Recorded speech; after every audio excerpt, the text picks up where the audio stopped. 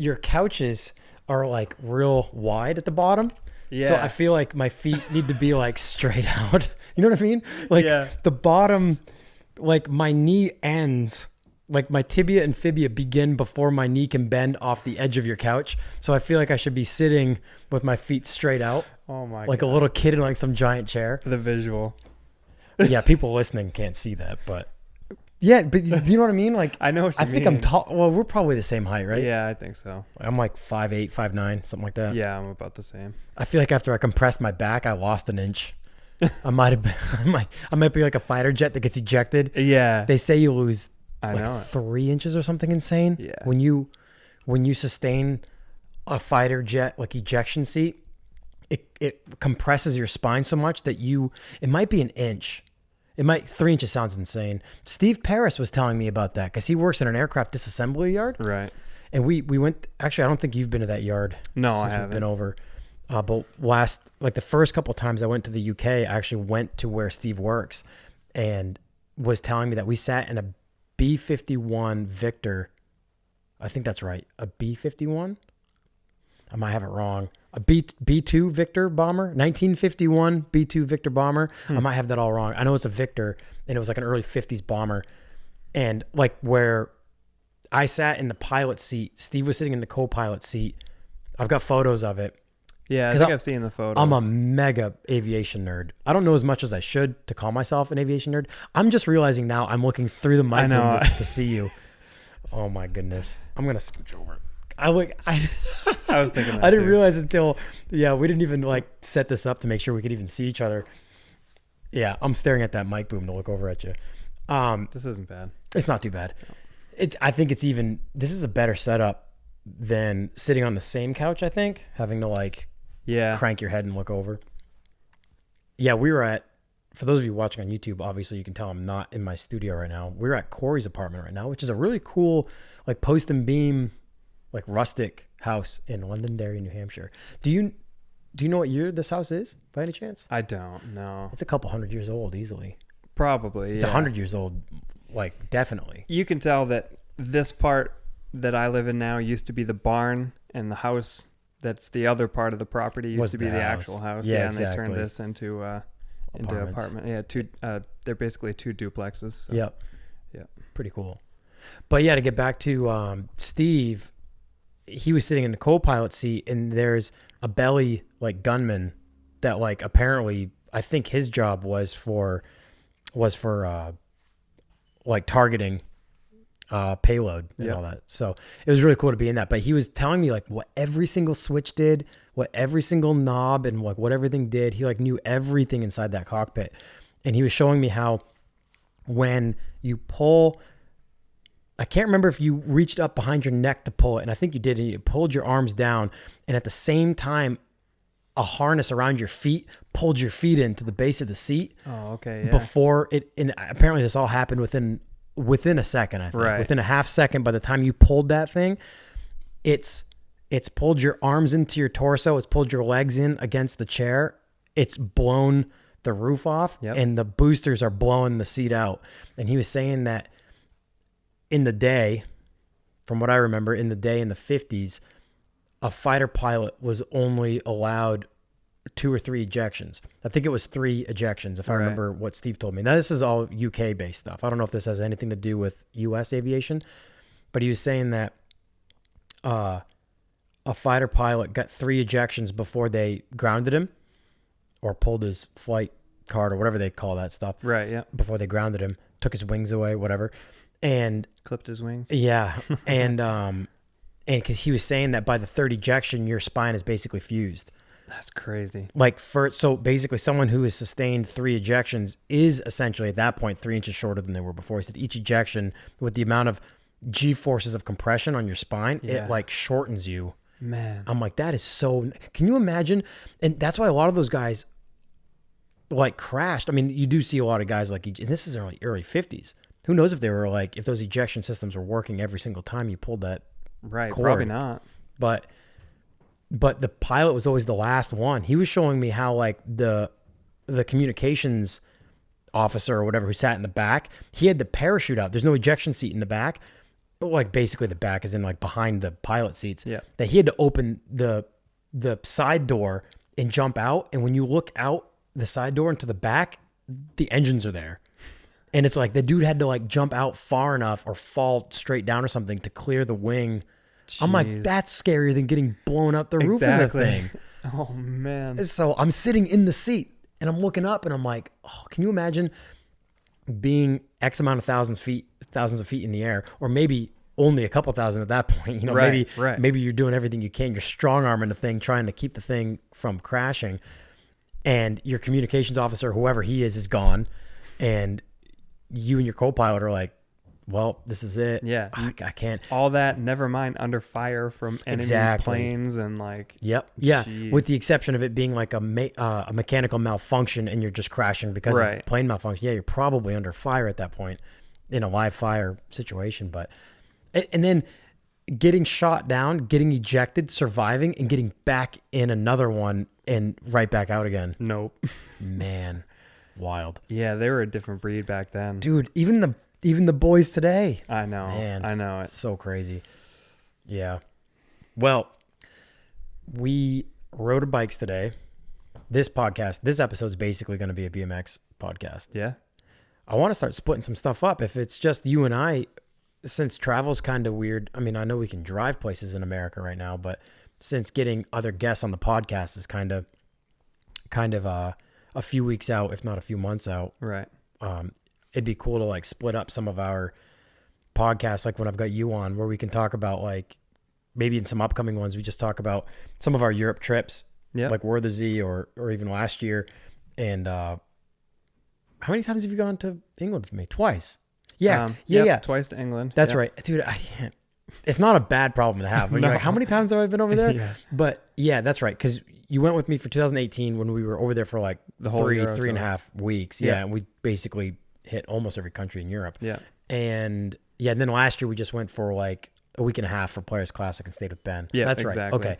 So yeah. And then maybe a podcast episode talking about either of those trips or the Governor's Club cross country tour, even though we talked about that on Josh Garcia's podcast. Yeah. But like just kind of maybe spend more time talking about that specifically. But yeah, so we've been riding a lot of bikes lately. The weather's finally, up until a few days ago, it's been getting nicer. Yeah. What day was it? It was May 9th. So today's the 10th. Yesterday morning, we got snow accumulation in New Hampshire, where I'm at in New Hampshire. I know down here it didn't stick around as long, but just on the lawn for like a couple hours, but it snowed all day yesterday up where I am and stayed on the ground all day. I didn't plaster it all over my social media, but I did post an Instagram story. I opened my door. I had to shovel my steps off. Yeah. I didn't shovel my walkway. Like the ground isn't frozen anymore, so the snow didn't last. Yeah, like through the night into a few more days. Right. But yeah, I actually went to my shed because I'd put all my snow stuff away, got my snow shovel out, came back and shoveled off my steps. And I'm like, it's May 9th. May 9th. What's going on? I mean, yeah, there's been some that's not a record-breaking snow. No. We've had snow Memorial Day and even beyond that before in some freak situations. But yeah, so before that, last weekend we rode and it was high 70s. It was probably 80 degrees. It was almost like too warm to be outside in a black t-shirt. I'm still coming off the sunburn from 2 weekends ago. Yeah, my farmer's tan is strong already. Oh, yeah. Yeah, we're on it. Yep, we're into it.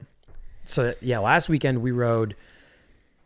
So last weekend was like other than just a really good weekend to like hang out, be outside, great weather, and like ride bikes. Last weekend was the first weekend I rode more than one full day, like 2 full days in a row in over 10 years. Even when I lived in Nashville in 2012, so my last year riding professionally was like 2010. Went on Road Fools 18 in September of 2010.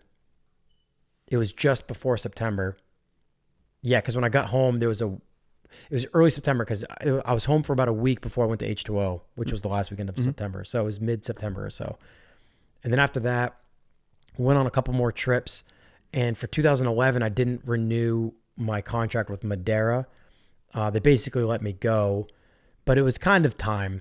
At the time, I didn't feel like it was time. I felt like I was like getting cut from the team, and I was really kind of salty about it. But in hindsight, my my focus was in other places. I wanted to do more with cars. Yep. I wasn't making enough money off of riding BMX to like fund cars. I was making barely enough to pay my bills and then using my travel budget to travel. So it was still a dream come true, but I had more aspirations with like cars and stuff. I wanted to focus more on like doing that. And yeah, so I wasn't as like dedicated. And now that I had sponsors, I had contracts to fulfill and make sure that was like my job basically. So, so at the beginning of 2011, I was still riding for Deco, Chad DeGroot's company. And that wasn't like a pro deal. I wasn't getting any money out of it, but like product and stuff. And so I did a few trips in 2011, was still riding a lot, but the full blown trips were over. Like from 2011 on, it would just be like a day at the skate park or something, or a day riding street somewhere. And then it's like, wow, I'm sore. We're going to do something else tomorrow or something. Yeah. So last weekend it was like, we had it planned. Like when I talked to you about riding, and I was stoked you wanted to ride both days because I was like looking forward. I'm like, I want to really kind of get back into this. And so we planned the whole thing out where I wanted to get to UNH, out to Durham. I wanted to go to the bench spot, which I'd only been to a couple times, and filmed one clip there in 2005 for my Shook DVD part, which came out in 2006 in Break the Tape. I did a feeble to hop up, hang nothing, which is a no-footed nose wheelie on one of the benches. For those of you who don't know, there's these 3 benches in a row at UNH, and they're like probably just under 2 foot wide, 18 to 20 inches wide. So they're plenty wide enough to do like manuals and nose wheelie stuff. Mm-hmm. Not too tall. And they're like 50 feet long each. Like they're long and they're all in a row. And so I did feeble grind to hop up no-footed nose wheelie without brakes on the first one, bypassed the second one, and then did feeble grind to hop up manual to bar spin on the last one in 2005. And so I wanted to go back to that spot to emulate that line, basically, and do a few other tricks. I really wanted to hang 5 the whiplash, one of the ledges, and then the fence. I forgot how close the fence is on one side. And every time I kicked I'm making excuses now just like I was then, but like a few of the whiplashes hit the fence on its way around and really kind of messed with me psychologically. And I was like, well, I'm not as sharp as I used to be on my bike. So we had to walk away from that one, unfortunately. But this summer, I want to go back there and get that clip. Yeah, I want to get that clip because it was just basically me giving up on it. But so we went to UNH to get a few clips there. This is what I liked most too, is that we were going to film. I was like, we're going to ride both days. We're going to film. Yeah. UNH, hit a few other spots around campus. We went to the Dover skate park, which is like just like a small like skater built. That was fun though. Got food. Then we went to Portsmouth. We didn't really ride around Portsmouth, but we went to Portsmouth. We went back to Londonderry that evening. Yep. The Londonderry skate park, which has been kind of like our go-to the last couple of years since you finally bought a bike. And if you didn't buy a bike, dude, I wouldn't be riding as much right now because at 35 years old, having not done this full-time or that much in the last 10 years, I'm not as motivated to ride alone anymore. Because it's like I have to dig deep. I had to dig deep back then to ride by myself all the time. But coming from a small town in New Hampshire, I just had to do it. Right. I was obsessed back then with riding. With so many other things going on now, it's like I don't really want to take 2 hours to like just drive somewhere by myself and just like ride like a curb spot or something. I get it. Yeah. So when you showed interest in buying a bike, I was like, oh man, now we can like hang out and ride. And like if you get the itch, which you have now, but if you at the beginning, if you got the itch, you'd be like, you want to go ride? And I'd be like, yeah, like this is my excuse to finally go ride. So that got you out on your bike too that weekend. So we went back to Londonderry that night. Sunday, we got up early and went to the Pelham skate park again with some clips in mind. Like I wanted to downside tail whip the wedge hip at Pelham, which I had done plenty of times. And this is all regurgitation to you because I told you my entire psych level when we got there. The checklist. Yeah, and what I was scared to do and what I wasn't. So when we got there, now mind you, I don't have any ankle guards anymore. I don't have any shin pads anymore. And those are both things that get beat up pretty good on tail whips sometimes. Mm-hmm. And since I'm not doing that trick a lot anymore, I was like a little nervous to do it because this wedge hip isn't that steep. It's a downside tail whip, which, if you ride BMX, you know what I'm talking about, but it's basically a switch turn. You're turning like your switch or opposite way. and kicking the bike down towards the ramp. So it's just kind of, it's a really cool looking trick. When I first saw somebody do a downside tail whip over a wedge hip, I was like, I have to learn that trick. That is the coolest looking thing I've ever seen done on a bicycle. And same with like no-footed nose wheelies. That's why I learned those tricks, because they were so cool looking. And both of those tricks took me forever to learn, but I was like obsessed with learning those. So I used to downside tail whip the wedge hip at Pelham all the time. And so we went back to that skate park because I was like, I'm going to dust that off. I'm going to do it. And the wedge hip's mellow. So it's all like bunny hop. Like the ramp doesn't kick you up like a quarter pipe would. And then all you got to focus on is like kicking the bike around and catching your pedals and all that. You actually have to you have to muscle it. And so I was kind of stressing it out. Like I was optimistic when we got there. I'm like, all right, we're going to warm up. The weather was good. It wasn't too windy. I'm like, all right, I'm going to do it. And so we got the camera set up. We rode for a little bit, filmed a few other clips. And then we set the cameras up. You had my phone. I had like the 50 millimeter lens on my camera or something from like a ways away. And I just jumped the hip a couple times and immediately was like, no, I'm not going to do it. Because I immediately started, because I basically broke my foot on a downside whip years ago. It was over a big quarter to quarter hip.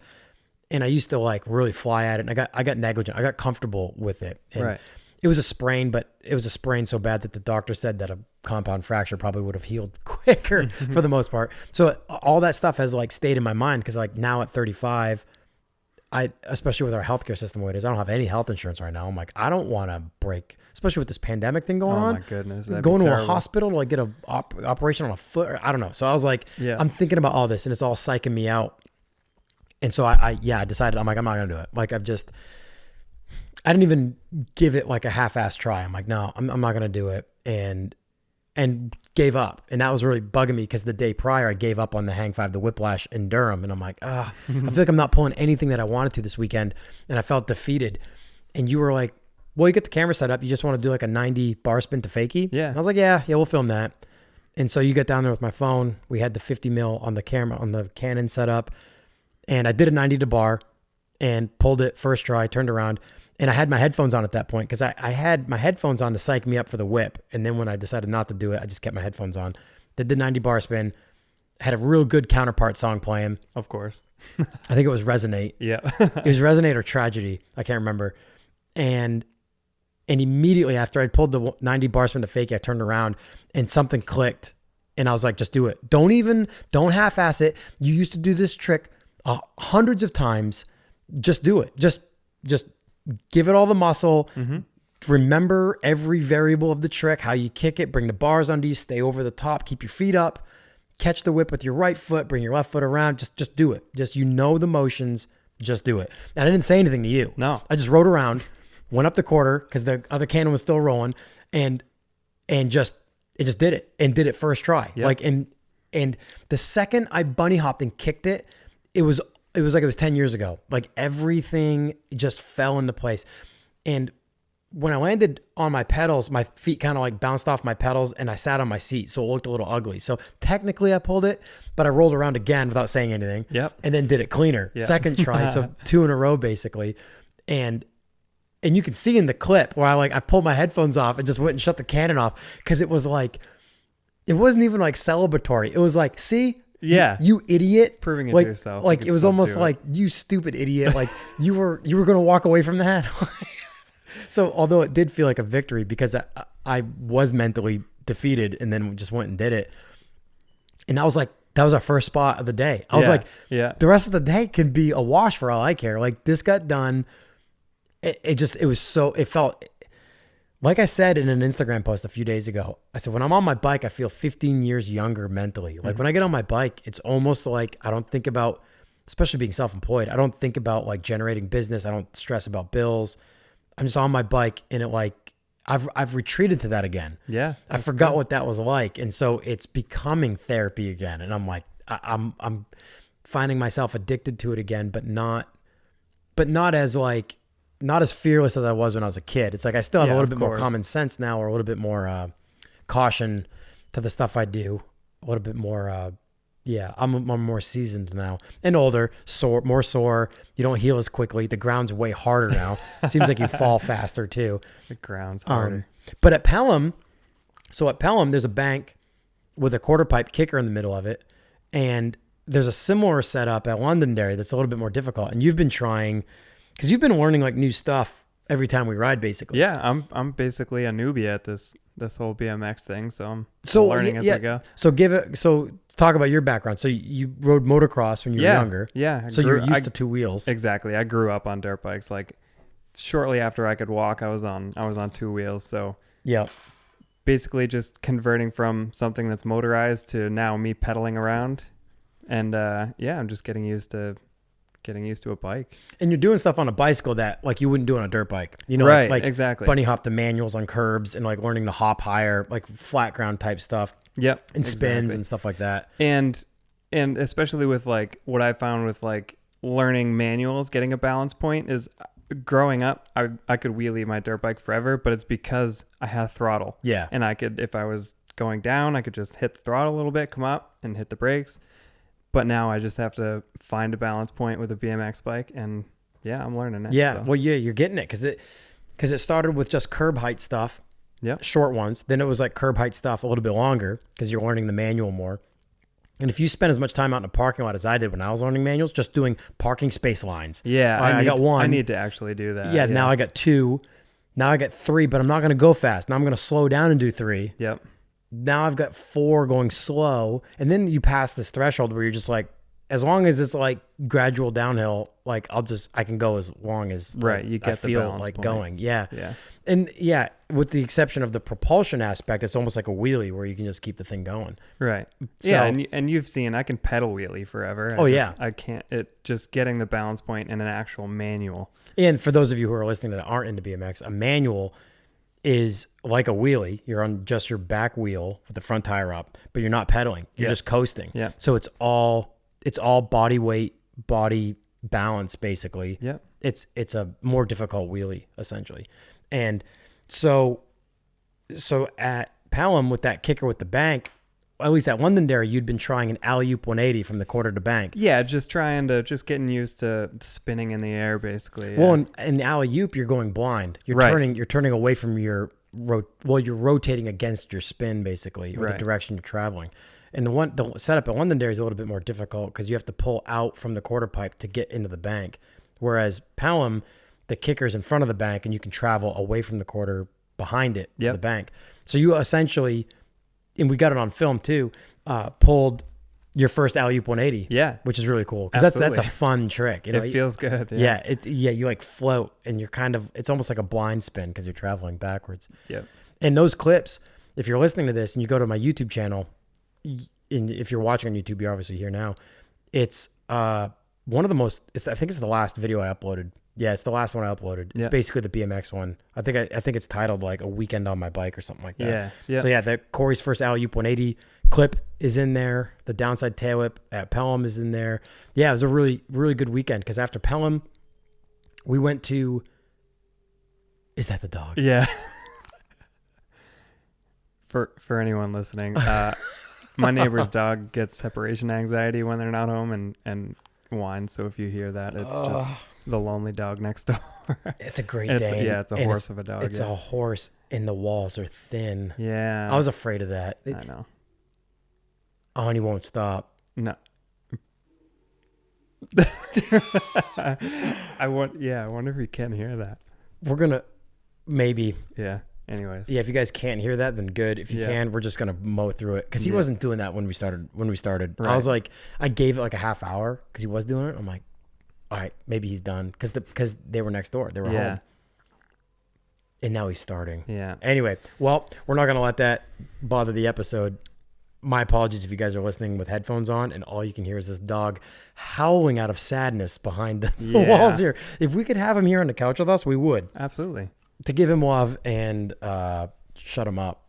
So I could sleep at night. Dude, seriously. Yeah, well, what time is it? It's 10:15 p.m. right now after a day of riding. Yeah, who knows if I'm crashing here.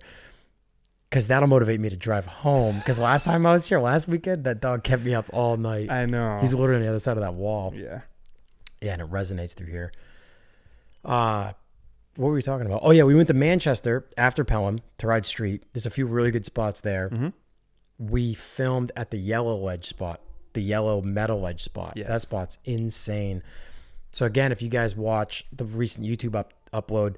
We went to this spot at a school in Manchester that has these metal flat rail spots that are probably stem high, a couple feet high, maybe 4 inches wide. So they're wide enough to, do like feeble grind, Smith grinds. You can put your tires on it. They're not round or anything like that.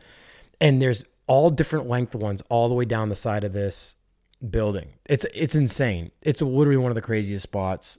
Yeah, and they're all heavily sessioned and nicely waxed up. And yep. And nobody bothers you there. I hadn't been there since we filmed for the Shook Break the Tape DVD part in 05. It might have been early 06 because I think that DVD came out summer of 06 or fall of 06. So it had been almost 15 years since I'd even been to that spot.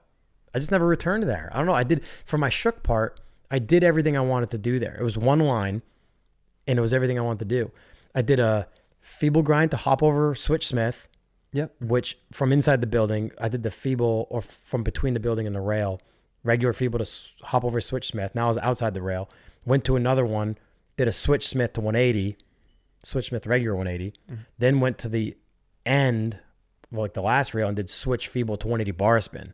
And that one's actually the lowest to the ground. So that one was like pretty difficult to do the 180 bar spin out. But that line was something I'd always wanted to do there. And I was able to get it for the DVD part.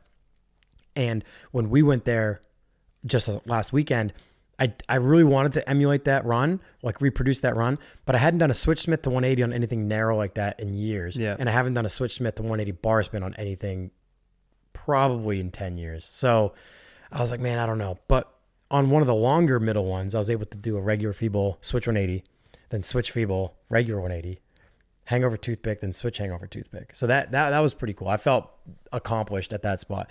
But what I want to do is go back to that spot, post the video clip from the Shook part, and redo it today, 15 years later, and get those clips. So as I told you, I was speaking with Ron Bonner from Shadow Conspiracy, from Sparky's Distribution, basically. But Ron's been a friend of mine in the BMX scene for a long time. And even after I started Night Laser, I've done some key rings. I've done some of the Swamp Fest awards for him. Right, yeah. Some of the Shadow Conspiracy stuff. It's been really cool to make merchandise and do business with Ronnie after having been one of my favorite BMX companies. I never rode for Shadow or anything like that, but I just knew Ronnie I rode for UGP for a little bit, which was a company that Ronnie started in like 1987. They were around for a long time. And when I started riding for UGP, it was after Ronnie had sold UGP and then started Shadow Conspiracy. And then Chad DeGroot was like the team manager for UGP under the new owners and had put me on. So that's kind of how I met Ronnie, because Ronnie they were still kind of like in the same warehouse for a little bit. But I talked with Ronnie, going to get some of the new Shadow Conspiracy, like slim fit shin pads and ankle guards. And once those are in, like I'm going to order them up tomorrow.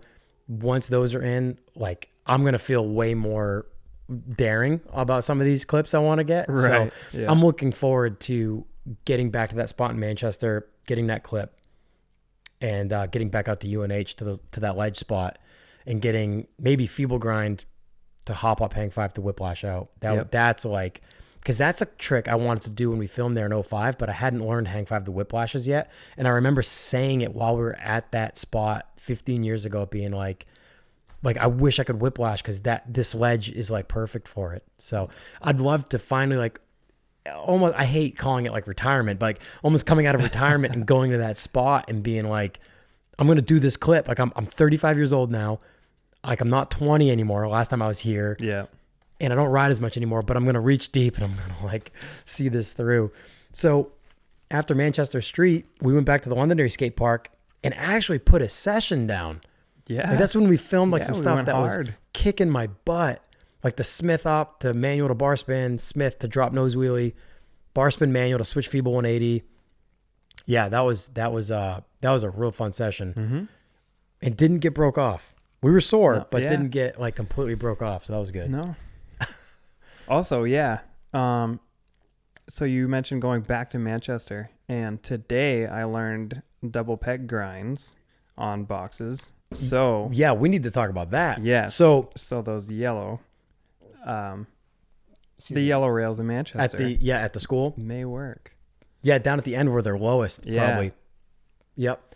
Yeah. So today we rode Londonderry skate park, and they weren't like first tricks for me, but I pulled a few moves at Londonderry that I'd never done at Londonderry on some of the setups there. So that felt like a victory. And you learned double peg grinds. Yes, I did. Which is awesome because you're technically a year in. You know, you had your bike, we were riding last summer. So in like 1 year, you've learned like 180 to disasters on quarters. You're working your way up to bigger quarters, but like some non-coping quarters. You learned 180s to like rollbacks, like fly out 180s. Yep. You learned double peg stalls on that sub box, the bank to sub box. Yeah. At Londonderry. Which now doing the double peg grinds on the boxes, I feel like the stall is still harder for me for some reason. It is because you got to turn into it. Yeah. You got to ride up it, turn, and install. True. Like the double peg grinds, you're just riding up alongside the box. Mm-hmm. But you're learning how to like bunny hop first of all, but then get over and get your pegs on and like balance while you're grinding. Like so the wedge to wedge up the bank to hop double peg on the tall box and then back down into the bank was basically the second or third try you like really went for it. Yeah. And it was like textbook. It was like both pegs on. It wasn't sketchy, nice and smooth and came off. So yeah, so that now you can apply that to like another street spot. So for the longest time, it wasn't that a park clip didn't count, but if you did something that was like a street style maneuver at a park, the race was on to find a setup like that on the street. Right. Because that's where you get the street credit. Mm-hmm. Because a lot of videos would be street only videos. Like that wouldn't have park clips. So, you know, like the bank to sub box, you'd want to find like an asphalt bank to some sort of ledge somewhere on the street and do all those tricks there. Cause then it was like more legitimate of a clip. Yeah. When you could get it done on the street. So yeah, so finding something to double peg on street, because it wasn't designed to do that. The skate park, it was like there's a bank and it helps you get up there. But when you find a spot on the street, that was just designed as like some sort of like those rails in Manchester were designed to keep cars from hitting the building. Right. Because those are parking spots in front of them. They're like bollards basically. Mm-hmm. So when you could do tricks on those, it's like these weren't intended for that. And I'm making this spot rideable kind of thing. So that was always what fascinated me with street spots where you're like, then you go to like California or certain spots where like the side of the building is just like a quarter pipe. And you're like, this is like insane. So to do like a bar spin, I mean, guys are doing insane stuff now, but just to ride up it and do like a bar spin air and come back down on like the side of a building that looks like a quarter pipe. It's like, wow, this is so crazy. It's like, oh, the architect must have been into skating or BMX or something. Yeah. It's so crazy. Yeah. So then we went, Londonderry, we finished last weekend off with a session at Londonderry. And, and today we didn't put a full day in. I think we started riding like 1 or 2 or something like that. But, good day. Yeah, the sub box stuff was fun. I'll put an edit together. Actually, it's just Instagram story stuff. It's on my Instagram story now. Yeah. It's just some sub box stuff. You got your double. Oh, we didn't film your double peg. No, we'll get back there. I'm sure. We'll get some good stuff. Yeah, we'll record it, and it'll be cool to go to that Manchester spot and get it on an actual rail. Yeah. Yep. I think there's some other spots too I could probably think of that are like a little bit lower. You work your way up to the L wedge spot. Yeah. Yeah. So, man, what else? We had a bunch of, so I put an Instagram story out asking for BMX specific questions so we could stay on subject with that too. So we can dive into those in a minute. We are, like I was telling you about an hour ago, I'm getting real close to just like hitting the road and going somewhere. I know. Like cabin fever is real right now. I totally agree with you. And now that things are starting to open up more, I'm like, I was talking with Gage from Dallas, who's a phenomenal skater. And I have never ridden Dallas. I've been to Dallas, but I've never like taken my bike and ridden Dallas. Mm-hmm. And a lot of guys have. So I know like what spots are in Dallas. There's a lot of spots I don't know of too, but there's a lot of spots that have been in videos that I've seen over the years. So like I know, like I could name off spots that are in Dallas. And I've seen Gage actually skate some of them. And so I was telling him, I'm like, man, like I never got a chance to ride Dallas. I was just telling you like an hour ago, like I have half a mind to go through the Jetta, my Mark V, my daily, do some maintenance to it, put the bikes in the car and just go to Dallas. Let's just drive to Dallas. And stop everywhere on the way there. Yeah. Yeah. Yeah. I'm so close to doing that, dude. I got to get on the road. It's been, cabin fever is real. It's real. But being able to get out and ride and stuff like this is a lot more than some people have done, which is awesome. I'm very thankful for it. Because it's been awesome because nobody's at the skate parks. There's been no more than like 3 or 4 other people at the skate park whenever we go. So that'd be best case scenario if we hit the road too. Just like just like go to skate parks and it's like no one there and you just like ride, get some fresh air. And then if you get kicked out, you're just, all right, we're off to the next spot. I'm getting real close. I was telling Kyron that too. Kyron's like, you want to travel together when this is over? I'm like, dude, I have half of mine to just drive back to LA right now. Yeah. He's like, well, let me know. We can go somewhere after that. I just want to live on the road, dude. Yeah, I agree. I miss it. Like piling into the 7 Series, the E23 and just driving to LA was like, I didn't think twice. Like, let's just go. Mm-hmm. And then getting into Century in Seattle after that and driving that back cross country was just like, well, if we break down, we'll figure it out. We'll get the car AAA'd to like a friend's house that's close by and then fly home. And then I'll just have it transported home. Like, whatever. Let's just go. Exactly. And it just so happens both cars made it to both destinations and flawlessly. Unbelievable. Yeah. So now I'd like to do that same trip in like a pretty reliable, more comfortable car that can drive at like faster speeds. And although the 7 Series we were driving at 100 plus across the plains. Absolutely. Like, so that I shouldn't use speed as a factor there, but yeah, just driving a newer car and take the bikes. Cause that's what I did in 2003 when I graduated high school. My best friend at the time, Pat Morrison, and I just hit the road with our bikes. We drove to Durango, Colorado, where his sister lived, which is a 4-hour drive to Albuquerque. Albuquerque is like, the city's like a skate park. Mm-hmm. It's bonkers. There's so many good spots in Albuquerque. At least back then there was. Yeah. And yeah, then we drove up all the way through. We drove up through Moab, Utah. We stopped in Salt Lake City. This trip was crazy because I didn't even have a cell phone. This was 2003. I just graduated high school. I was 18. Pat was 18. Pat's a day older than me, a day younger than me.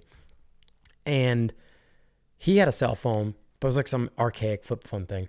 I had my Sony Handycam that took the high 8 tapes. This is before mini DV, way before SIM cards, or SD cards.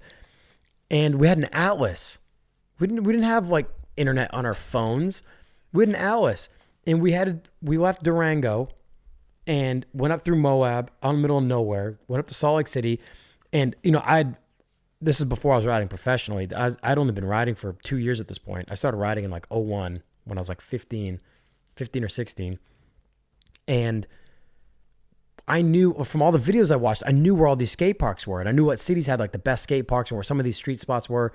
And we went to, and I had bar spins at this point. It was on this trip I pulled my first tail whip. Yeah. I'd been working on tail whips for a solid year. And I'd heard from some of the local pros in like New England that like one guy said it took him like 8 years to learn tail whips. And I was like, what? Yeah. So I worked even harder. I'm like, man, if it's going to take me that long to learn tail ups, I better get to it. So everywhere we went, I was always trying fly out tail ups just out of a quarter pipe up onto a deck. Like I just kept throwing them. But we got to Salt Lake City and we went to the Sandy, Utah skate park. That park, I used to watch Mike Aiken ride that place because I think Mike lived in Salt Lake City for a little bit. And we went to that skate park, had no idea where we were going to go. We went to Sandy, we rode the skate park, we slept in the truck in like a Walmart parking lot that night. The next morning, we hit the skate park again, and then we headed to Boise, Idaho. So we continued northwest out of Salt Lake City, drove up into Boise, stopped at a convenience store off the highway and just said, hey, is there a skate park here? Because we didn't know, we didn't have the internet. Right, exactly. And the convenience store person was like, yeah, it's like, gave us directions. We just drove there and there was a skate park there. And we had like, there were 2 skate parks in Boise that we rode. There was one under a bridge that was more like a skate plaza style. Mm-hmm. Then we went to like this in-ground concrete skate park and met a bunch of locals. And they were basically like, where are you guys from? We're like, New Hampshire.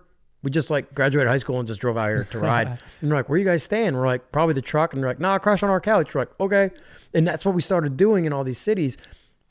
From Boise the next day, we drove to the Dalles, Oregon, and then farther into Portland, where we met up with Pat's brother, who was living in Vancouver, Washington with his girlfriend, who was going to school in Bellingham, Washington, which is up basically in the top left corner of Washington, up near the Canadian border.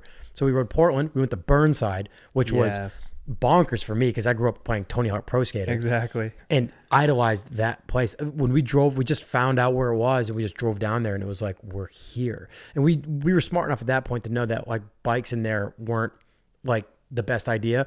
So to go early in the morning. And I actually knew of some guys from Portland, like pro riders from Portland that would ride that place. So we went at like 6 a.m. and got like 3 hours in with no one else there. Yeah.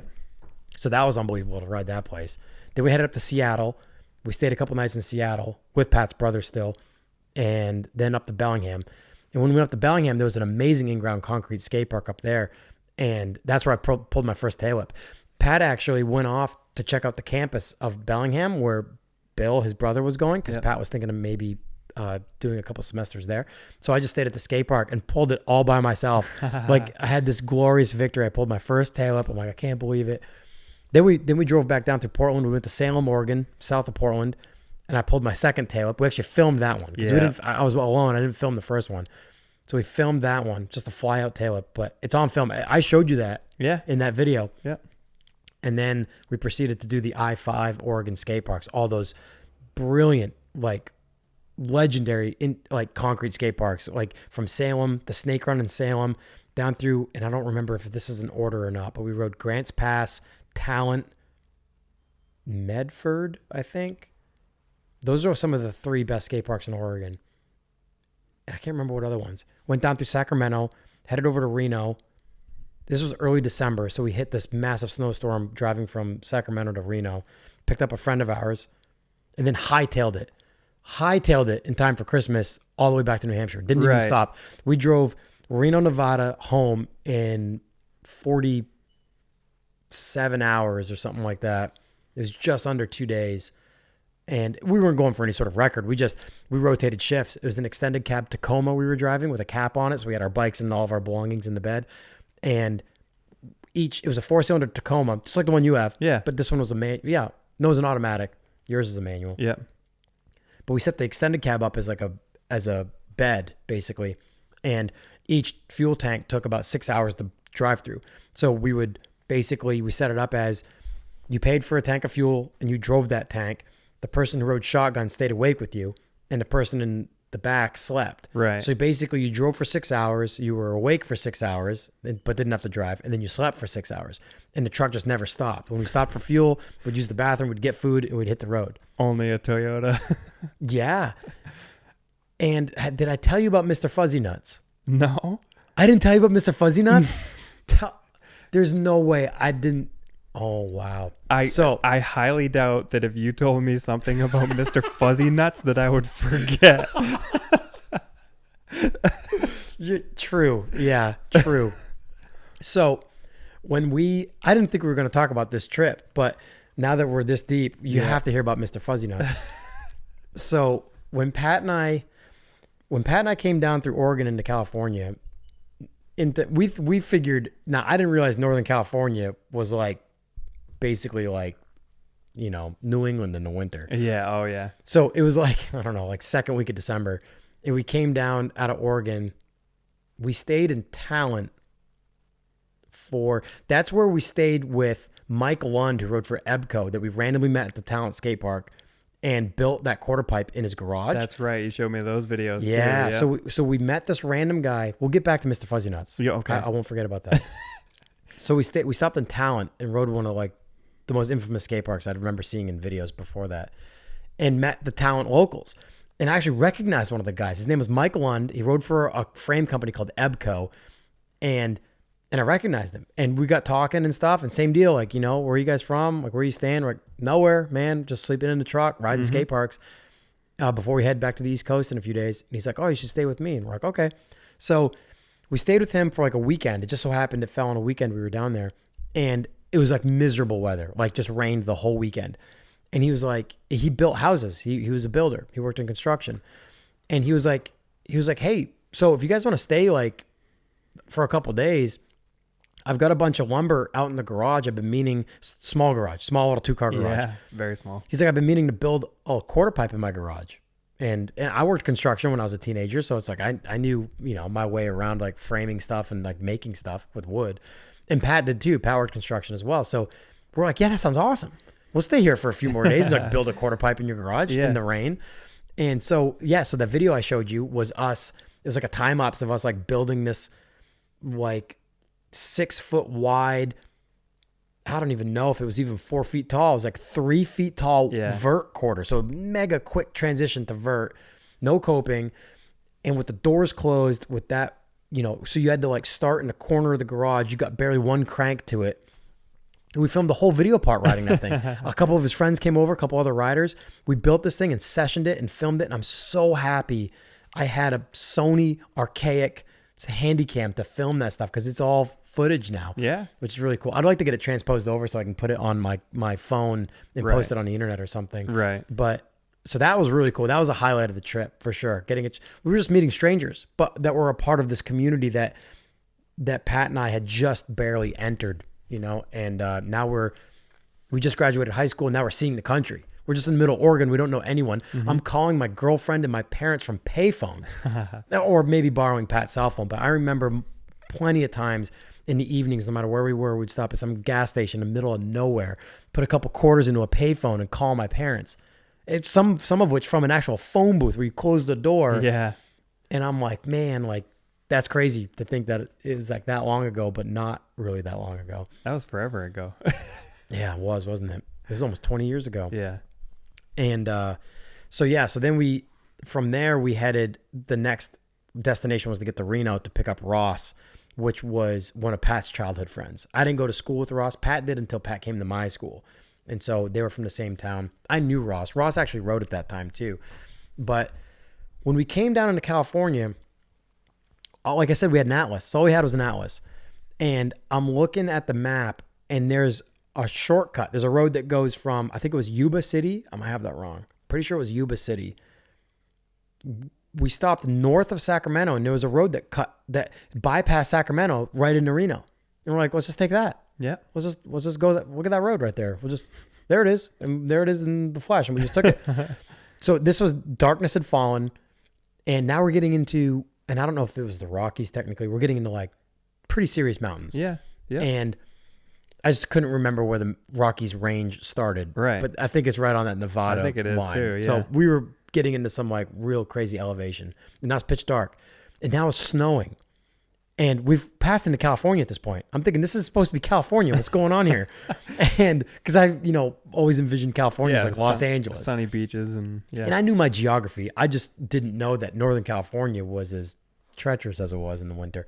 So we get into this area where it's snowing so hard that there's like inches of accumulation on the ground. It hasn't been plowed. There's no streetlights anywhere. We're like climbing. Jeez. All you can see is just the hood, the front of the truck. You can just see you can't see beyond the hood, the front of the truck. Just snow coming in. Looks like warp speed on Star Trek. Yeah, you know what I mean? Like that's all you see. Oh yeah. And all of a sudden we come up on some flashing lights and it's a ranger, like a park ranger or like a state DOT guy with a truck with his lights going, and it was a checkpoint. Like you weren't allowed to be on that checkpoint unless you were chained up or had like 4-wheel drive. And even if you had 4-wheel drive, he like inspected your truck, make sure you had like tire enough to get beyond that point. And he did. He's like, road's closed. And we're like, what? And we had no idea what we were getting ourselves into. Yeah. We were just looking at a map. We're like, look at that. There's a road that connects there. Like, no idea that this was like some like road that was probably going to kill us. So he's like, does this have 4-wheel drive? And we're like, yeah. And he literally goes, are you sure? And we're like, yeah. And he's like, it works? We're like, yeah. Yeah. I think so. Like, yeah, it works. And he's like, all right. And he shined his light on like the tires and he's like, all right. And we're like, all right, what? And he's like, good luck. Godspeed. And we're like, oh my gosh. Now, we grew up in New Hampshire. Right. We're no rookies to driving in the snow, but we're in the Rockies now. Yeah, that's a different in the pitch dark, and there's like a foot of snow on the ground. We're just plowing through a foot of snow all night long. We drove all night long through all night through that. Yeah. And like, and you get tired and all you see is just snow beating in on the windshield. Play tricks on you. Yeah. Yep. Black Dog stuff. Yeah. Have you seen Black Dog? The movie? Patrick Swayze, man. Yeah. Oh yeah. Yeah. So anyway, the Black Dog curse. Yeah.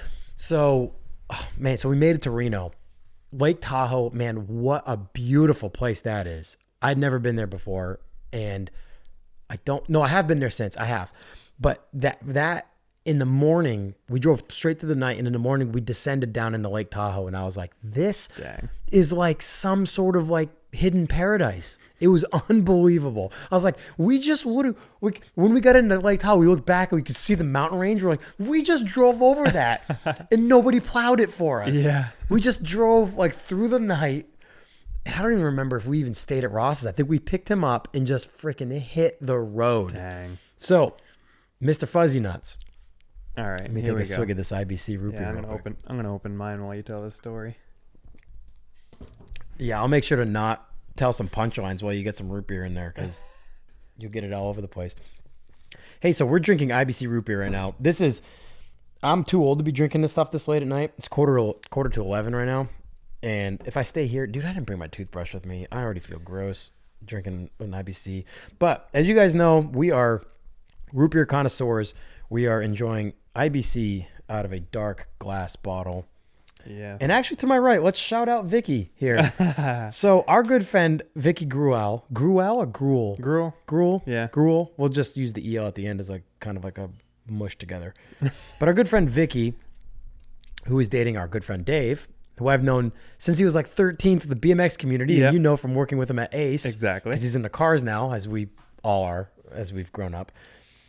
Vicky started a candle company, and it's called Cosmic Green Candles. And she has the coolest names for her candles. All of them are perfect. This is literally a Cosmic Green Candles commercial in the middle of this podcast. So the one you've got here is called Night Drive. Yep.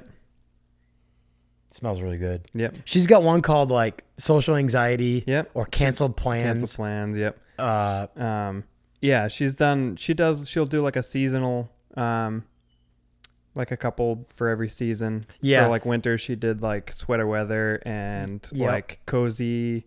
They're so perfect. The names, yeah. The names are perfect because they're like emo, like it's so good. Yeah, Night Drive is a good one, and Vicky's very much into cars as well. And that one's a little different than the other ones she does. That one's kind of automotive based as well. It's supposed to smell like the interior of a car, basically. Yeah, it kind of does. Yeah. Yeah. I can't really pinpoint what that exactly smells like, but it's good. But yeah, so Cosmic Green Candles, check her out. She's got an Instagram page for her candles. She's got her basement set up for like a candle making station. Yeah, she's killing it. It's really cool. Yeah. She's in like several stores at the mall, and yeah, she's doing good. Yeah, I miss them. She actually texted me maybe a week or two ago, and she's like, when this whole thing's over, we need to do another date night, like with Dave. Yeah. And, like a dinner night or whatever. Absolutely. And because we don't do that often enough. Yeah, they're the best people. And her dad has a like a contending car collection.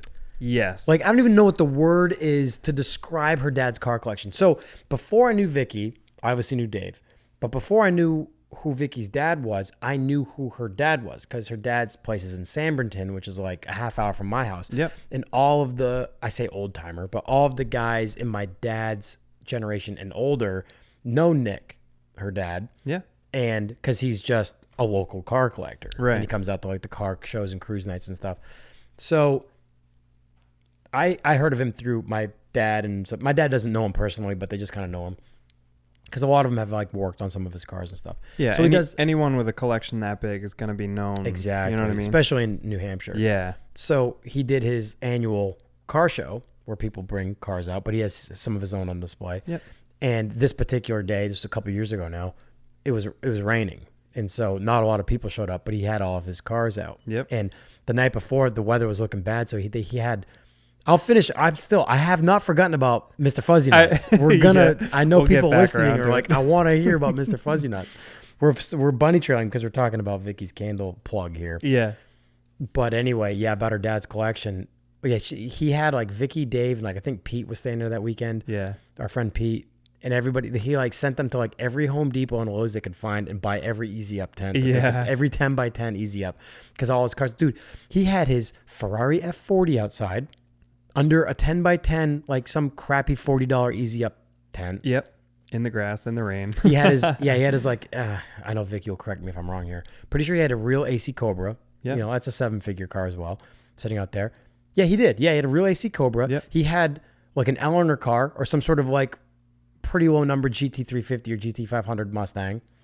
He had bonker like that 30s Bentley race car, like $1 million cars. The Lotuses, all that stuff. Everything from European vintage up through American, Italian, like I mean, he's got an elevator in the barn. Yeah.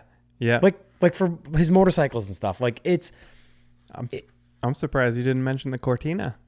Well, yeah, when I said Lotuses, I'm gonna say the Cortina. That's one of my favorite cars in this collection, but not like a 7-figure car. Oh yeah. I mean, he's got his Ferrari F40 sitting under an easy up in the pouring rain, and next to it under an easy up. I don't even know if they put a tent over the Cortina. No, I don't think they did. No, but it's not a Ford either. It's a proper Mark I Lotus Cortina, and I'm drooling over it. Yeah, that's a car I've always wanted. And I'm like, he's got an F40, he's got a real AC Cobra, he's got all these other like vintage 20s, 30s, and 40s like race cars that are worth God knows how much money. Yeah. And he's got a little tiny cute little Mark I Lotus Cortina. And I'm like, give me that. Please give me that. So anyway, yeah. So Vicky comes from a really cool car family. And all of her siblings, like all 5 of them, or however many siblings she has, couldn't care less about cars. Exactly. And she loves cars to death. Like her Mark II is really sweet. And ITB 16 valve, really cool Mark II Jetta. Yeah, her B8 Audi manual. Her and Dave S4. are collecting like vintage Audis right now. Vintage Audis too. I am so jealous. Yep. I've only owned a D2 A8 short door that obviously had transmission problems. Of course. I parted it out and then sold the car. Ended up profiting money on it, believe it or not. I always wanted to own a long door or an S8, a D2 S8, which they only made in a short wheelbase. But I've stayed away from Audi just like I stayed away from Mercedes at the beginning because I assumed that they were always problem ridden. As fate would have it, the vintage Mercedes were always pretty reliable, but the vintage Audis are always plagued with problems. Yeah, and finding parts for the older Audis is really hard too. Mm-hmm. I'm sure it is with Mercedes as well. But some of it, Autohaus AZ basically was my go-to. They had so much stuff. Yeah. So much. Like for my 1960 Fintail, my 69 and 71 108s and 109s, and most all my like 124s that I owned in my 190, all the way up to the 80s. They had all the parts I needed. I don't think I ever wanted for a part, you know? Yeah. But yeah, so it's really cool. Vicky and Dave are like Audi nerds. Dave's Avant, that's a C platform car? Yeah. C2? C6? No, C4? Yeah, that sounds right. C3? Avant. It's an A6 Avant, but it's like what, early 90s. Yeah. In like some super rare color, some rare platform. It's like worth a ton of money now or something. I'm like, oh yeah. He's like, yeah, because I bought it because I liked the car. I didn't realize how rare it was when I bought it. Yeah. He bought it for a steal. Wow. He bought it off a customer at Ace, actually. Yeah. That's right. But yeah, so anyway, yeah.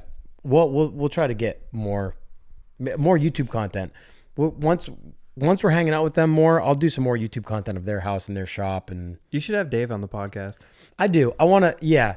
I hadn't thought about that until this very moment. Yeah. But we have a lot of history through BMX Yeah. and then cars and Dave's Volvo 240 that they just put that rowdy 5-cylinder Audi motor in with the big turbo. Yep. That Volvo is mental. It's funny. Everything he has is Audi, and the one car that isn't an Audi, he put an Audi engine in. He put an Audi heartbeat in it. That thing sounds so mental. Oh my God. It's Audi 5 cylinders. I told you that S2 DTM car is my favorite like car of all time. yeah. And the 5-cylinder noises that thing makes are just unbelievable. Yeah. And so his Volvo makes those noises. I'm like, that's so Exactly. crazy. And it's an early 240 DL with the single round headlights, not the big squares too. So it's a really cool generation 240. Yeah, we'll get Dave on. That'd be really cool. It'd be cool to get Vicky on. Yeah. Talk about her dad's absolutely. collections, the stuff she's into, her candles and stuff. That'd be really cool. Yeah. So Mr. Fuzzy Nuts. Here we go. We get to Reno, sleep deprived, having just traversed the Rockies in like this legendary snowstorm and somehow made it. Survived. We got to, because Ross was going to school and he was now on school vacation. So we picked him up and he was heading back to New Hampshire for school vacation, Christmas vacation. So we were picking him up and giving him a ride home. And he was ultimately going to like fly back to school or something like that. So we get to his dorm and, excuse me, that root beer is making the burps. So we get to his school and again, like I said, it's been so long, I can't remember if we stayed there and slept. That would make sense, but I can't remember if we did. Started loading all the stuff into the truck. You know, some suitcases, not a lot of stuff. You know, we got plenty of room in the truck. And I'm like, well, is that it? And Ross goes, oh, I forgot Mr. Fuzzy Nuts. And like runs back into the dorm. And I'm like, I look at Pat. Pat looks at me. Same look on our face. We're like, Mr. Fuzzy Nuts? What did he say, Mr. Fuzzy Nuts? Yeah. Like, Like, is that like a thing? Like a living thing? Like, what's going on? I can only imagine the plethora of things running through your mind of what at this Mr. point, Fuzzy Nuts nothing was going going to surprise us at this point. We'd been on the road for a month. We were out there for over a month. Yeah. Driving with an Atlas, we went down like, we were in like southern Utah somewhere and like found like a route 666. And it was like the way we kind of need to go. So we're like, oh, we're going to take it. We're going to take the Devil's Highway. Yeah. Hell yeah. Yeah. So it turns out that it had been named a different road since the Atlas had been put out. So the Atlas is going to Route 666 or anyway. I'm sure, yeah. So anyway, this trip had just like, we're like, what? Mr. Fuzzy Nuts? Like, what is this? So he comes out with a cage, like a metal, like gerbil cage. but basically from what I can remember, this is 20 years ago now, it was like one of those like rodent trap cages, that have like the trap doors. You put one way, you put food in there. Yeah, it's a one way. They go in, then the thing closes, and they can't get out. Yeah. He comes out with one of those with a red squirrel in it. Oh my god! And the thing is like, like just like latched on to the edge. Like, oh my god! Like it was like what burst, like the alien chest burster. It was like in there just freaking screeching. Some type of rabies experiment. Yeah. And so he comes out with it and we're like, no. Just no. We're like, no, dude. No. Like, what are you talking about? He's like, oh, it's my roommates. We caught it. We caught it and like, it's my roommates. And he flew home and I told him I was driving home and I can't remember if Ross was driving back with like his own car or something maybe. He's like, yeah, since I was traveling on land, I told him I'd take care of Mr. Fuzzy Nuts. And I'm like, dude, like, we're putting him in the back. We're not putting him in the... Yeah. Well, dude, it's cold out. We can't put him in the back of the truck. Yeah. I'm like, it's not going in the cab with us. Listen to that thing. Yeah. And the thing was just like 47 hours home. We did, yeah, for all we knew, it was going to take us 4 days. Exactly. That's half the reason why we hammered home so hard. So he's like, dude, I don't know what to tell you. Like, I got to take him with me. And I'm like, dude, just let him out. He doesn't want to be in that cage anymore. Just let him out so he can go home. Yeah. And just tell your roommate that, like, it was an accident. Like you let him out or he escaped and now he's back eating acorns or whatever. so I, through whatever words Ross used, he got put in the truck. But I told him, I was like, you're putting him in the back. He's going to freeze to death. Mr. Fuzzy Nuts is going to freeze to death in the back of this truck. Cause it was cold. We're in Lake Tahoe in December and we're about to drive I-80 all the way home. So we are going to pass through Salt Lake City again, but we're going to be going through Wyoming and Iowa after that. And those places are not warm in December. No. So we convince him to be okay with us putting Mr. Fuzzy Nuts in the back of the truck. Like not, and because the whole time we're discussing this, that thing is like death screaming. Like I'm like, has it stopped since you put it in this cage like a month ago? And he's like, yeah, he gets tired every now and then and stops. Jeez. I'm like, oh my gosh. So we put him in the back of the truck with the agreement that we're gonna stop every time we stop. We're gonna make sure we check on him, or we're gonna make more stops to check on him. And I'm like, well, all right, So we hit the road with hammering home in mind. Like we're gonna hammer. We're not gonna stop and ride or anything. We're just straight running it all the way home, basically coast to coast. And so we hit the road and we're alternating driving, like I said we were, and we were stopping all the time. I mean, obviously, like we were stopping to pee more often. There was 3 of us now, not 2 of us. And so we're always checking on Mr. Fuzzy Nuts, and he'd always be screaming. And jeez. And he had like one of those rabbit water with the ball valve at the end, and he'd figured out how to use that, and and so he'd like feed him stuff. I don't even remember what he was feeding him, like human food or maybe alfalfa. I don't know. Yeah, like maybe he put like an alfalfa block in there or something for him. But every time we opened the cap or dropped the tailgate, he'd start screaming again, and I'm like. He's like, he doesn't like the cold. And I'm like, he was doing this when you brought him out of the dorm room. Like, you can't speak squirrel. All I know is that says is let me out of this damn cage. You can't speak squirrel. So we kept checking on him. And Ross had a jug of jungle juice.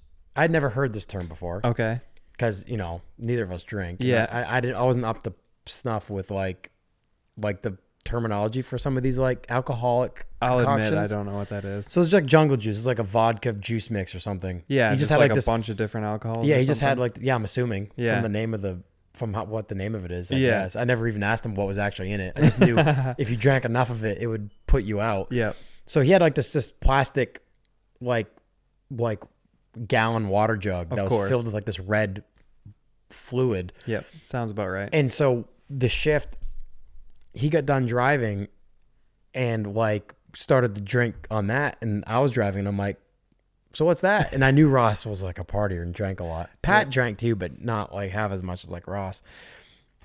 He's like, it's my jungle juice or whatever. And I'm like, oh, did that come with Mr. Fuzzy Nuts when you took him out of the jungle? Like, what are you talking about? Oh my God. And so anyway, so I knew that it was like a pungent concoction of alcoholic beverages. And so I was like, oh, and I think he started drinking it when he was in the back, which he was like his rotation next. And I'm like, you're not driving next if you're drinking that stuff, if you're hitting that hard. Because I kept looking back. I'm like, how much of that are you drinking? There's like more missing. And so I was like, Pat, how tired are you? And he's like, I could do another run. I could do another stent behind the wheel. I'm like, all right. So like, whatever. I'm like, you're not driving, dude. Now I was actually kind of mad. I'm like, we got a system going here, dude. Like, but I was like, whatever. Like, he's dealing with Mr. Fuzzy Nuts and he's got all this stuff he's got to worry about. Like, whatever. Just drink. Whatever. Half the states we were driving through, it didn't matter if you had an open container, as long as the driver wasn't drinking. And Pat didn't drink. Pat didn't drink any on that trip, and anyway, at least on this drive. Mm-hmm. And obviously, I was sober the whole time. So anyway, so Ross drinks a ton of it as we're driving and passes out, like just straight, just like that KO'd. Was his plan all along, maybe, but he passes out, right? So Pat and I just start not necessarily driving full tanks. We just started rotating on and off to just keep ourselves refreshed, right? Right. So then it got to the point where we'd fill up. We got to Wyoming, and I was driving at this point, and it was freezing rain, and it was like the I-80 was like treacherous at this point. Like, but we were still rolling right along. It was freezing rain. You could tell the roads were wet. It was at night, middle of the night. Yeah. Ross is still passed out in the back seat. Pat is asleep at this point in the front seat, and he's like basically facing out the passenger window, basically. And I'm overtaking a fully loaded tandem log truck, in the rain, freezing rain, basically. Yeah. And the highway starts to bend left and traverse a bridge on that bend. And as we know, the bridges freeze before the ground does because there's no like ground under it to keep it warm. It's just like iron and pavement. So I'm in the middle of overtaking this truck. And I'm just getting by him, and we hit this bridge in a turn, and the truck goes completely sideways. Like without there was no pavement. It was like this bridge was just made out of ice. Yeah. And we're doing 80 miles an hour or something to overtake this log truck, maybe 70. I don't remember. Right. But as the second we hit the bridge, it was like fluidity. We just all of a sudden I'm looking at the Jersey barrier. Oh my! Like the headlights are at the barrier, and so when I was younger, I was always on the ice with the cars because my dad raced on the ice, and I would always be in the car on the ice. And so I was always, and it wasn't drifting at that point. I mean, technically you had the rear end of the car out. It was always a front wheel drive car. We always had Volkswagens, but I'd driven on the ice with the rear end always tailed out. So rather than panic and just slam on the brakes and now slide out of control, the thing literally was 90 degrees. We're facing the barriers. And so I counter steer and just let off everything. I didn't touch the brakes, didn't touch the throttle, counter steered. And we slid for what felt like miles. It felt like we slid the entire state of Wyoming sideways. And so, but now that we're sideways, I've got this log truck's headlights pointed in my side window. And I'm like, we're going to die. This fully, and now he's on the ice because he's on the bridge. We're all going to die here. Yeah. And Pat and Ross are asleep. They're not even going to know what happened. They're just going to wake up dead and it's over. Wake up dead. So I counter steer and get off everything and just let the thing steer itself. And it came back around and it went a little beyond, and without touching anything again, with this log truck barreling down on us because now we're losing speed. Right. Counter steered again and got in that second one. It barely went back and we got the thing straight, and I got right on the throttle when we were straight because we were off the bridge at this point. We didn't catch any dry pavement while we were sideways and flipped the truck or anything crazy. Geez. Got the thing straight while we were still on slick going and gunned it and got back in front of we stayed ahead of the log truck the whole time. But when I got in front of the log truck, when we got it straightened back out, he flashed his lights like 8 times. And I was like, thanks, man. Like, basically, that was a good job, son. Like, because you saved all of us. Yeah, because that guy was, I bet that guy was, when we overtook him and that truck just went sideways, he's probably like, well, I'm going to die because of a bunch of knucklehead kids trying to pass me on a bridge in Wyoming. Yeah. And if he didn't die because he's in the bigger truck, he would have done damage to yours. And would have killed us. For sure. Yeah. So would have been bad. Yeah. So this happened while Ross was passed out. I got the thing straight, and I'm 10-2 and staring forward, and I'm like, why does it go? So I'm just staring forward because I'm tired at this point too. And that woke me up. And Pat literally kind of like gets up and kind of, because like the truck was like doing this, and he kind of wakes up and he's like, what happened? He's like, something felt wrong. And I'm like, I'm unresponsive, like staring forward. Something felt wrong. And he went, everything good? And I'm like, yeah, man, we like literally just almost died, but we're good. Yeah. He's like, oh, and so when we stopped next, like I told him what happened. Yeah. But Ross stayed asleep. So we're filling up, we're driving, we're into Iowa now. Maybe well into Iowa. Maybe, I don't remember exactly where we were. But we're driving and we stopped yet again. Ross is still passed out. And we stop. I think we might have been in Iowa at this point. And Ross is kind of like, coming out of his drunken stupor nap. And he's like, how long was I out? Or where are we? And I'm like, I don't know. I think we're in Iowa somewhere. And he's like, wait, so how long have I been out? And I'm like, I don't know, man. Like 10 hours. Yeah. 8 hours at least. Yeah. And he's like, did you guys check on Mr. Fuzzy Nuts? And we're like, of course, because that's important. We forgot all about him. Yeah. We forgot all about the squirrel in the truck. Of course, he almost died, dude. We've been driving through sub-zero temperatures for like 8 hours, and we did not check on Mr. Fuzzy Nuts, and he's been in the back of the truck. And there's no screaming, dude. I'll never forget, dude. I wish people could. I wish we were filming this. I wish there were GoPros back then. He literally leans up between the seats. We just stopped, and that's what woke him up. We got off the highway. We made a couple turns. We're at a gas station. Yeah. And I think this was at night. And I think this was like through the night. And because it was dark at 4 or 5 p.m. And this was like 6 a.m. or something. Sun was like just coming up. Yeah. And Ross like leans up in between the two front headrests, and he's just like rubbing his eyes. And he's just like, after he asked where we were, he's like, you guys check on Mr. Fuzzy Nuts? And Pat and I just like stayed looking forward. And he goes, you didn't check on Mr. Fuzzy Nuts? And we're like, no, dude, we forgot there was a freaking squirrel in the back of the truck. Yeah. And he literally like crawled out over the seat, over one of our laps, out the door, screaming, Mr. Fuzzy Nuts! Mr. Fuzzy, he like, drops the tailgate, and he goes, no! Oh my God. And we're like, oh no. And we get out and we run to the back of the truck, and Mr. Fuzzy Nuts is like, he's like, I'm sorry, I'm laughing. He's frozen. He's literally frozen, holding on to the, he's like taxidermied. Yeah. He's frozen with his claws on the cage, with his eyes open and mouth agape. Just like. So. Oh my goodness.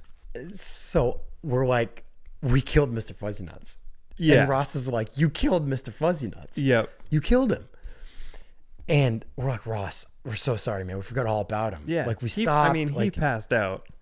We're like, and that we kind of turned it on him. Yeah. Like, what are you doing drinking in the truck? You had a responsibility for the squirrel. You're drinking on the job. You're passed out. How are we supposed to most of the stuff we needed were in our backpacks in the cab with us. We weren't going into the back of the truck for anything when we'd stop and get food or fuel or whatever. Yeah. So I never took a photo. I wish I did. Because I'm telling you, as real as I'm sitting here next to you, he was like a taxidermied squirrel hanging onto the cage as if his last breath was trying to get out of that cage. Absolutely. And froze to death. So we're feeling kind of bad. And Ross is like, we're putting him in the cab with us. And we're like, what for, dude? He's dead. Yeah. Mr. Fuzzy Nuts is dead. Go catch another one. And he's like, nope. He's going in the cab with us. He goes, we're going to thaw him out. And he's going in the cab. Resuscitate him. And we're like, dude, no, we're not putting a dead squirrel in a cage. We're not putting a dead squirrel in the cab with us. And he goes, we'll keep him in the cage. And he was like inconsolable about it. So we're like, whatever, fine. Yeah. But he's not coming out of the cage, and the cage stays in the back of the cab. And so when Pat and I hit the road, we continued driving. And so Ross was in the back, laid down on his back with the cage on his chest. And he was like talking to him. He was like talking to Mr. Fuzzy Nuts. And I can't remember exactly what he was saying, but he was just like, rockabye baby type stuff. Like, I love you, Mr. Fuzzy Nuts. Like, I know you can pull it through or whatever. So I don't remember if I was driving or if Pat was driving. And Ross had fallen asleep again with a frozen or dead Mr. Fuzzy Nuts on his chest in his cage. And so Ross was asleep, and I was like, I think I was riding shotgun at this point, and I was like half asleep. Pat's driving, and I hear like and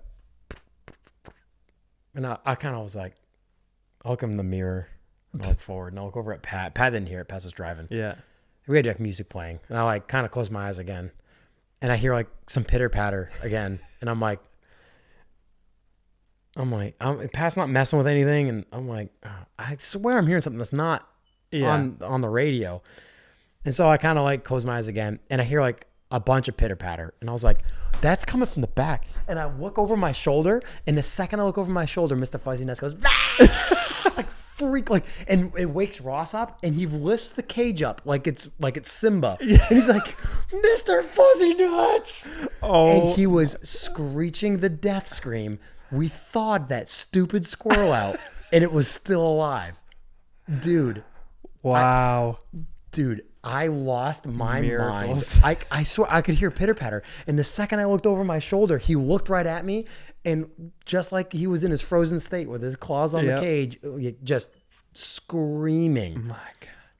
And Ross was elated. He lifted the cage, and he was just like... He was like, I told you he was just frozen. We just needed to thaw him out. And I'm looking at Pat like, is this even real life right now? Like, you hear about like bugs and stuff, like freezing like flies, and then they like thaw out and they fly away. Yeah. Those aren't even real things. You know what I mean? Like, this is a squirrel that like has a heart. And it's like a warm-blooded mammal. Unbelievable. And so we were like, do you think he like went into like hibernation mode? Like thinking it was like cold now, and maybe just like shut his body down, and like, because that's clearly what happened. Yeah. Because that thing came back to life, man. And we didn't check on that thing for a long time. Jeez. He probably just went into hibernation state. But so Mr. Fuzzy Nuts, man, I'm surprised I didn't tell you that story, because that was the craziest thing about that whole trip. And it was the end of the trip. Yeah. I'm like, man. And so I didn't see Ross again. We dropped him off when we got home. It's like our first stop. And then I didn't see Ross again until we went back to Lake Tahoe. And I saw him again like later on when he came back home or something like that. And we were all like riding at a skate park or something. And it was maybe like a year later. And I was like, hey, so how's Mr. Fuzzy Nuts doing? He goes, oh, he died like 3 days after we got to my house. Like, oh man. And I can't remember how. But he died like 3 days after we got home. Yeah. Yeah. It was like a year later I was asking him, because I figured, squirrels live, I don't know what a life expectancy is for a redwood Nevada squirrel. I couldn't tell you. Or whatever. And he was like, oh yeah, no, he died like a few days after we got home. And I can't remember for the life of me now how. It was something hilarious.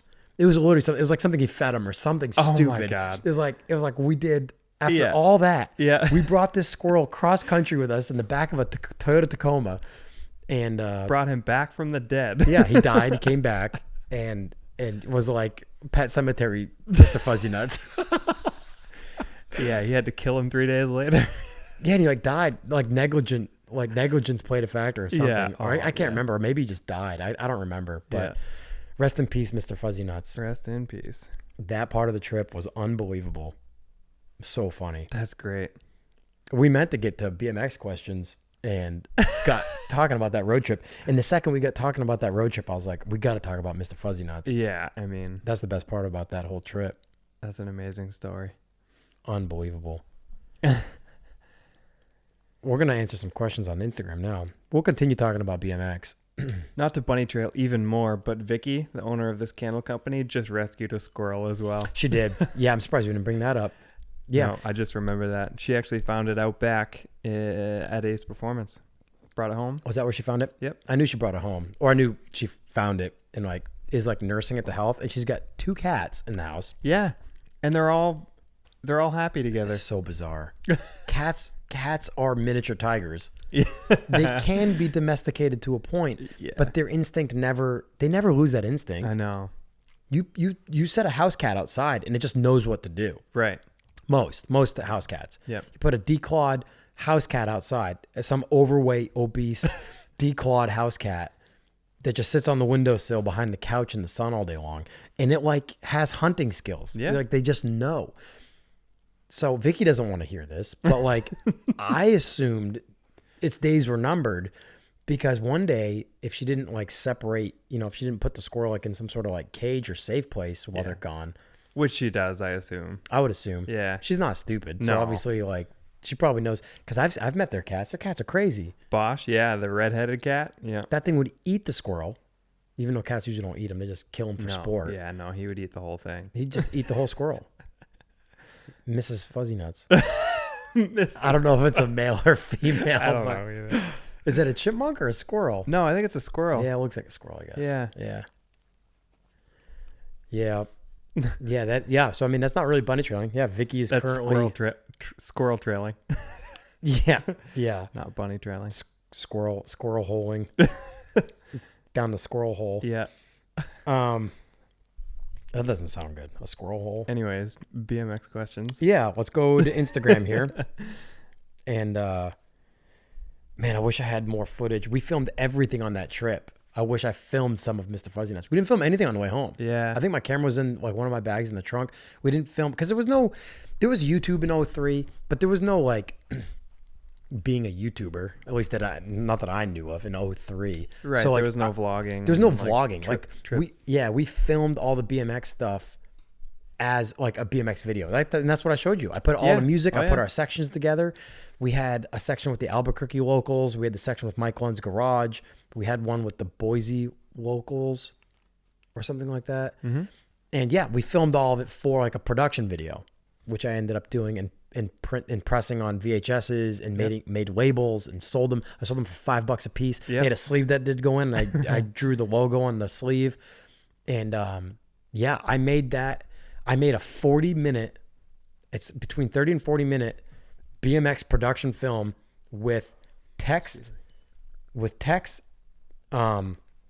music for each person's part, credits, like B-roll after the credits, with 2 VCRs, the Handycam for making the text on the background, and a CD player to add the audio and to fade in and fade out. And I had everything laid out on my living room floor. And I did 3 BMX films with that in 01, 02, and 03. And you and I, that was the first time I'd watched all 3 of them in chronological order and couldn't believe the progression that I had on my bike from 01, 02 to 03. From 2001, I was learning how to bunny hop up a curb. Yep. To bunny hop 6 inches off the ground and get up onto a curb. Then to bunny hop up onto it into a manual for however long I could. Yep. And learned like rollbacks. And in 2003, I was doing tail whips over stuff because after I pulled the first one, I was doing them over ramps at that point. I was doing bar spin to manuals, all sorts of tech tricks, bar spin to 540 tail taps on quarter pipes, like in 03. So when I watch it now, then it just felt like time traveled slow. Right. And I was working on all these tricks every single day. So it felt like it was an eternity. But when I watch those videos now, I'm like, from 01 to 03, I went from like literally having to learn the basics to like doing tail whips and bar spins. And then in 05, I got my first pro sponsorship. Yeah. So 01 to 05, in that course of 4 years, I couldn't believe that all of a sudden now I was getting free product and getting paid to ride a bike. I was like, this is that's great. Unbelievable. But, and for I started riding when I was like 15, basically 16. Because I was 15 in 2000, and I had like jumped some tires in my backyard off a dirt kicker on my bike in like 2000. Yeah. But I didn't really start riding and like learning tricks and stuff. Because every kid jumps tires on their bike, right? At least in our generation or older, Mm-hmm. So, but anyway, yeah. So watching those was really cool, and so I wished I had more of like a vlog mindset filming that stuff, and would have better documented those trips. Yeah. Because I talk about those trips all the time because of how that was my entry to the world. Right. I just graduated high school. Pat and I, neither of us had any plans to go to college. All I wanted to do was ride my bike. I didn't have any dreams or aspirations to go pro. That all kind of happened naturally. I never made any sponsor me tapes. I didn't do, I mean, you know the story. Yeah. But all I wanted to do was ride my bike. You know, again, didn't have the aspirations to go pro, but like that was a dream, you know? Yeah, of course. But I just wanted to ride. And so that ultimately led to me meeting people that owned companies, and they put me on those companies, and it was just a natural organic thing. But yeah, so we graduated high school, and the money, because I wasn't going to go to school, my parents gave me like the money they had been setting aside for like a college fund. And when I look back on it, I'm like, man, that must have been a bummer. It wasn't much. It was like $4,000 or something like that. And it wasn't supposed to like support me through school. It was like some money that they had just put aside when I was a kid. Right. And I hadn't put any money into it. You know, if I had aspirations to go to college, I would have been trying to get scholarships and put money I've been saving up and put that in and all that. But like to be 18 years old and that was their gift to me. That was my graduation gift. They gave me $4,000 or something like that. I can't remember, $4,500. And I bought my dad's GMT 400 short bed, 2-wheel drive, black on black wide Steelies Chevy 1500. Yeah. It was an 88. It was the first year of the GMT 400, because 87 was the last year of the square body, if I remember that correctly. Yeah, I think so. So 88 was the first year GMT 400 with the tall taillights, not the little square ones like the square body had.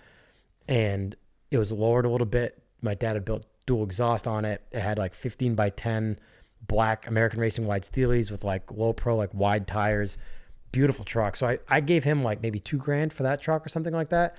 And then I had $2,000 left from that. This is all like speculation from, you know, years and years later. Then I bought a drum set because I was playing drums like all the time. Yeah. Because I was obviously playing music, playing guitar, and I loved playing drums. So whenever whatever band I was in or whatever band I had like formed, mostly with my buddy Donnie, who went to school with me, who played drums, I was always playing his drum set. And so with that money, I went and bought a drum set and cymbals and set up a drum set and stuff. And then what was remaining, I hit the road. I met Pat in Albuquerque. Pat had driven out already to his sister's house in Durango. And so I booked a one-way ticket to Albuquerque. He drove down and picked me up. And from there, we spent a month out in the West and then ultimately traversed the country coming home. So when I graduated high school, I had this money to travel. And at the time, and I would do that again for sure.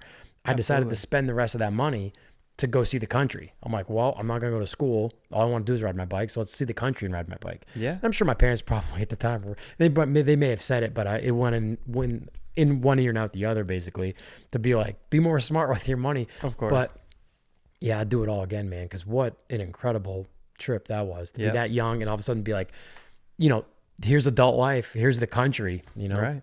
I'd have to sit down and count how many states we hit on that trip, but it was pretty crazy. Yeah. So anyway, that was the beginning of like the wanderlust with like BMX, you know, to travel and see all that stuff. Let me see where these Instagram questions are. Oh, here we go. See all.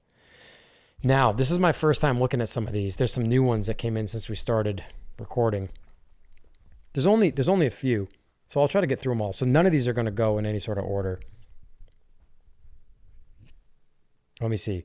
Sanderpoon asked, what is your favorite BMX video pre-2010 that gave you the most stoke? All right.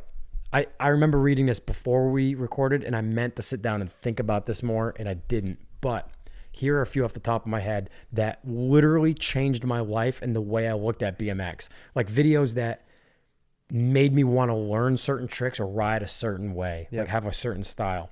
I think we watched a few of these last weekend. Yeah, we did. So I won't start with the beginning, but Animal Can I Eat? That was like the second or third Animal full-length street DVD. Now those Animal DVDs were no park. It was all street. Mm-hmm. And that was one of the first BMX videos, like DVD videos that was like all street, no park or anything like that. And in Can I Eat, Jared Washington's part, and Jared's become a friend of mine. I mean, I don't know if I introduced you to him at First Class Fitment, but Jared was a pro rider before me, and and brakeless, street style, bar spin tricks, nose wheelie tricks, all the stuff that I started to learn too. Yeah. And he's since become a friend of mine. He's got a 964 911, beautiful car. Okay, Like he's really into cars. Yeah, he had the black 964 at First Class Fitment this past year. But Can I Eat definitely changed my life. It changed BMX, but Edwin De La Rosa's part, Jared Washington's part, even Ralph Sinisi, who owns Animal or who owned Animal, I think he still does. He had like a little bit of a small part in that. Like that video changed street riding. But to go back to the beginning, pre-2010, obviously, Can I Eat came out in like 04, probably 03 or 04. The beginning was the first BMX video I ever bought was Ride Industry. Ride BMX magazine was putting out a series of videos that either Glenn Milligan or Ryan Navazio were doing. I think it was just Glenn Milligan. And Ride Industry came out in like 02, I think. And it was still new. It was on VHS in my local record town or Strawberries or whatever those like music stores were called. And I saw it and I bought it. It's like, oh, a BMX video. Now, up to that point, all I had been watching was Blue Torch. And Blue Torch in the afternoons, they'd play skate, surf, rollerblade. It was like after school extreme sports program. Yep, I remember that. Yep, and they would play BMX. And the BMX videos that they would play would be parts from BMX videos. And those videos, there were 2 videos. And the OG BMX guys that are listening to this right now will know. One was Neighborhood Superheroes, which blew my mind. John Engelbert, Butcher, John Krasowski. I might have his last name wrong, but he's known as Butcher. But John Engelbert, who's known as Lucky, I talked to you about him. Yep. He's the guy who started like the Lucky grind. 4 pegs, front and rear brakes with a free coaster. And I'd never seen anybody ride a free coaster that wasn't riding just flatland. Right. He was riding ramps and street, and he had a free coaster. I couldn't believe that when he was going backwards, he didn't have to pedal backwards. And he started the slider movement. He was doing Lucky grinds. And Butcher was doing crank flips before anyone was doing crank flips in grinds. Butcher was big on riding switch foot too. So he would do like right foot forward, like feeble grind to crank flip or something. And then then in the same run, he'd switch his feet to left foot forward and go to the other side and do switch feeble, switch foot forward to crank flip out or something. He'd do he was really into doing each trick, each foot forward, which I can't even do today. Yeah. It throws everything off. Yeah. So Neighborhood Superheroes. And then they played a lot of snippets and video parts from Standard Country, which Standard was a frame company out of the Midwest owned by Rick Moliterno, who was a pro rider himself. They've been a long time BMX company, but Standard had some of the craziest riders riding for him too. I mean, Rick Moliterno was one of them, but the Gons was one of them. That's right. Mark Gonzalez. Yep. And that dude, I'm pretty sure he was from Arizona. And that dude was between Butcher rode brakeless and Mark Gonzalez rode brakeless. Those are the first 2 riders I ever saw ride with no brakes. And they were doing bar spins. And seeing a bar spin come around, and their bikes looked so clean because there's no brake cables, there's no detangler or levers on their bars. And the Gons was insane. Like, it was actually insane. Like, in all of his parts, like, he'd always be dressed weird or have some weird hat on or something. But he was doing crazy tricks. There was this famous photo in Ride BMX magazine, and I think one of the clips was in Standard Country because he rode for Standard. He did a tree ride. There was like a bank to a tree, and he did a tree ride to flare, like a tree ride to backflip 180 in like 2000 or 2001. No brakes, on the street, off a tree. Nobody had even seen anything like that before. And the guy was a character too. So I'd seen parts of those videos before I saw the full-length videos themselves. So that's where it began. So that I'll start with that. When I bought Ride Industry, I bought it because it was like, here's a BMX video. Because I had like recorded the Blue Torch episodes of like Neighborhood Superheroes and Standard Country so I could see them again. But I didn't have it was like commercials in there and stuff. And so I bought Ride Industry because it was like, this is my first BMX video. And here's where it's crazy. And I'll dive into a little bit of the detail about it. But in Ride Industry, a guy named Jeff Harrington had a part. I may have even covered this on a previous podcast. Jeff Harrington had a part. And Brian Castillo had a part. And Jeff Harrington ran Last Call Distribution for FBM and ultimately started The Take, which was my first pro sponsorship in 05. So the first BMX video I ever bought had Jeff Harrington in it, and I watched he did a lot of lip tricks at skate parks and stuff. Another wild dude, real wild style himself and on his bike. And 3 years later, he puts me on his pro team. Like, and 3 years earlier, I bought a video that had him in it, and I was like, this is insane. Yeah. The last part in Ride Industry is Brian Castillo's part, and he owned Volume. Oh, it still does, owns Volume. But Volume was a new company in 02, 03 when Ride Industry came out. It was probably 02. And his part was the last part, and it was the craziest stuff I'd ever seen in my life. He only rode 2 pegs and rear brakes, no detangler, but was doing like bunny hop to manual 180s on top of picnic tables from flat. I'd never seen anyone bunny hop that high before. I was like... The manual 180 clips he was doing, like manual down these giant ledges, and just the stuff he was doing blew my mind. Like Brian Castillo's part brought me, as Sanderpoon would say, the most stoke. Like that. Yeah. I used to watch Brian Castillo's part in Ride Industry before I went to ride every time, because I would try to analyze how he was doing manual 180s, because I was trying to learn that trick and it didn't make any sense to me. And I would watch his clips over and over again. And I'd try to emulate how he was doing it. And in 2009, when Versa, a frame company I was riding for, went under and I cracked my frame I was on, Brian Castillo put me on Volume. And I was telling you that just not too long ago, and that was a dream. Not too long ago, I pulled out some of the archive. I've got all the BMX magazines I was in, just as like a history archive, as like a look back on history type thing. And in the fine print, they would always have like BMX news. I found I'd kept one that said in the news section, of the magazine, that said John Ludwick Jr. is now riding for Volume Bikes. And I was like, that's Brian Castillo's company. And the way it happened, and for anyone that's like listening that like skateboards or BMXs that like has aspirations actually to go do that, like will enjoy this part of the story, because I worked in and out of bike shops. Mostly, I worked part-time at a bike shop in my own town while I was riding BMX, to help supplement some income, because I didn't make hardly enough to pay my bills with my sponsors. So at the bike shop, we carried Volume parts, because I basically told my boss, because my boss was like, I was like the local pro or whatever. And he was like, what part should we carry? We want to carry BMX stuff. So I was like, you got to carry, these companies. And so Volume was making complete bikes now. So we were buying a lot of Volume stuff and selling a lot of Volume stuff.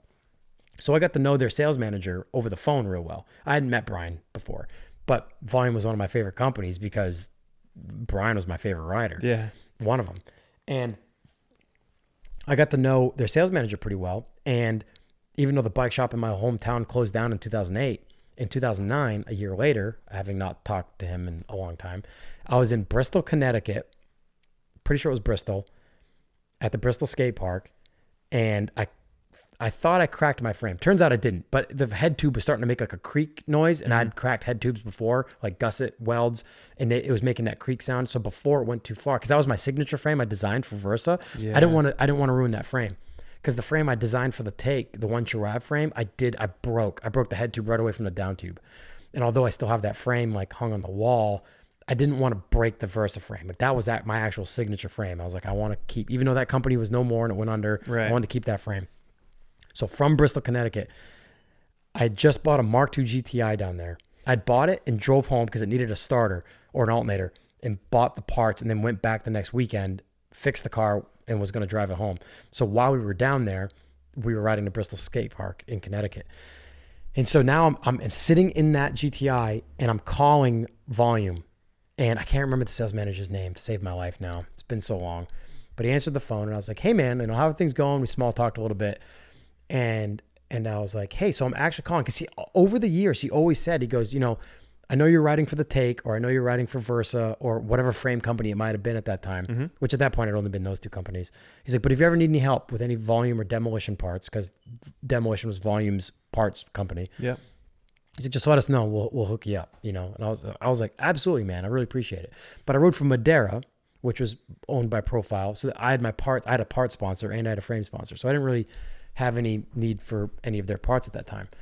So I called him, and I was like, hey, I'm calling because I'm taking you up on that offer. Yeah. And not expecting to get anything for free.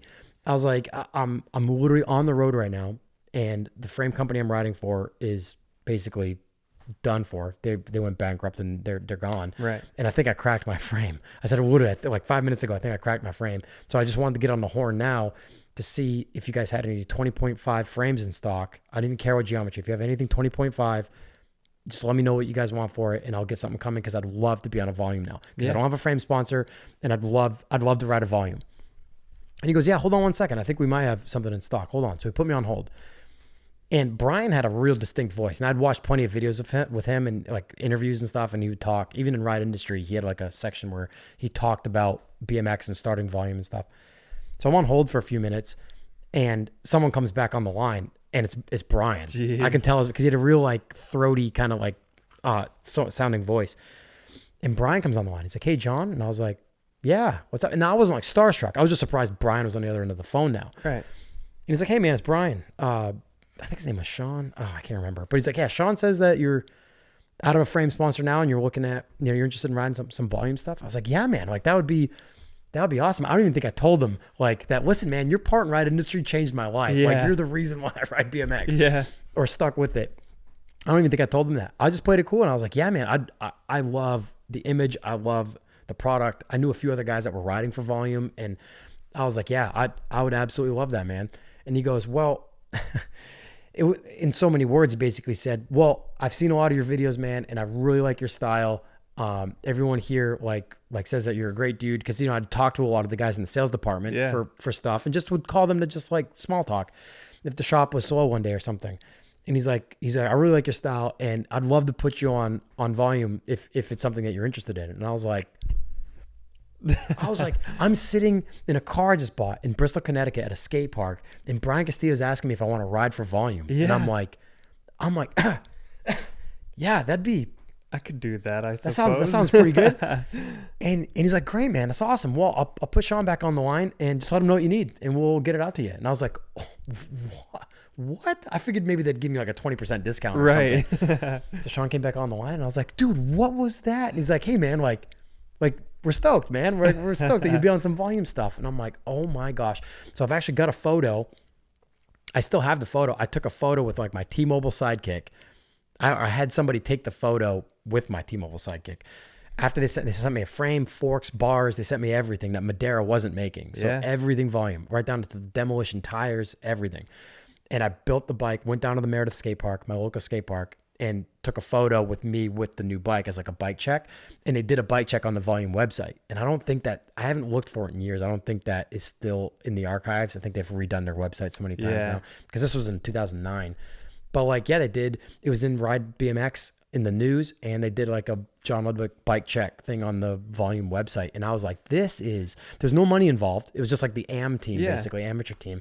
But I was like, dude, like Brian himself wanted me on the team. It blew my mind. That was like a pinnacle. It was just as crazy as having a half-page photo in BMX Plus magazine a year earlier, holding my signature frame at Interbike in Vegas, and having the photo in the magazine and basically saying John Ludwick Jr.'s new street frame now available from Versa. And like that was the I made it feeling. It's like not having strived to be there or to work to get there. It just happened by just being in that industry. And all of a sudden it was like, dude, I've got a signature frame coming out, being unveiled at Interbike, and now there's a photo of it in a magazine. And then a year later, going on volume, it was like, wow, this is unbelievable. Yeah. So, but anyway, didn't want to dive down that rabbit hole too much. But so Ride Industry was a pre-2010 video that changed my life. And so did Ride Turbulence. You and I watched that video last weekend. Yeah. With Rat Boy's part. Yep, that's right. John Wrigley. Rat Boy's another rider that changed my life, because he was a brakeless 4-peg rider that did tons of bar spin, crazy manual variations way before his time. Manual to 180 bar spins and stuff. And so his riding changed my life too. Like, for sure, by far. I'll breeze over a few more of these questions. We're a good hour and 45 minutes in. I see you yawning over there. It's getting late. Yeah, let me see. Tom Caffrey, our buddy from England, Ben Walker's friend, says, have you ever ridden dirt jumps? Yeah, I have, and I get broke off every single time I do. So I stopped riding trails, and now Ben and James Smelling took us to the local trails at their place in England, and now Ben's got the itch, and he's riding them more. And so now my plan is, and if you go with me, my plan is to bring my bike next time I go to England and stay over there for a few weeks and like ride all the skate parks and street spots and stuff. And so probably ride those trails too. Yeah. Yes, I have ridden dirt jumps. Yes, I love them, but I always end up getting hurt. And so I kind of cut that out. But I lived and learned. I was like, no, because I couldn't just like flow through them. I'd always like I'd get comfortable and I'd end up trying to trick over one or something. And that's when I'd get hurt. Yeah.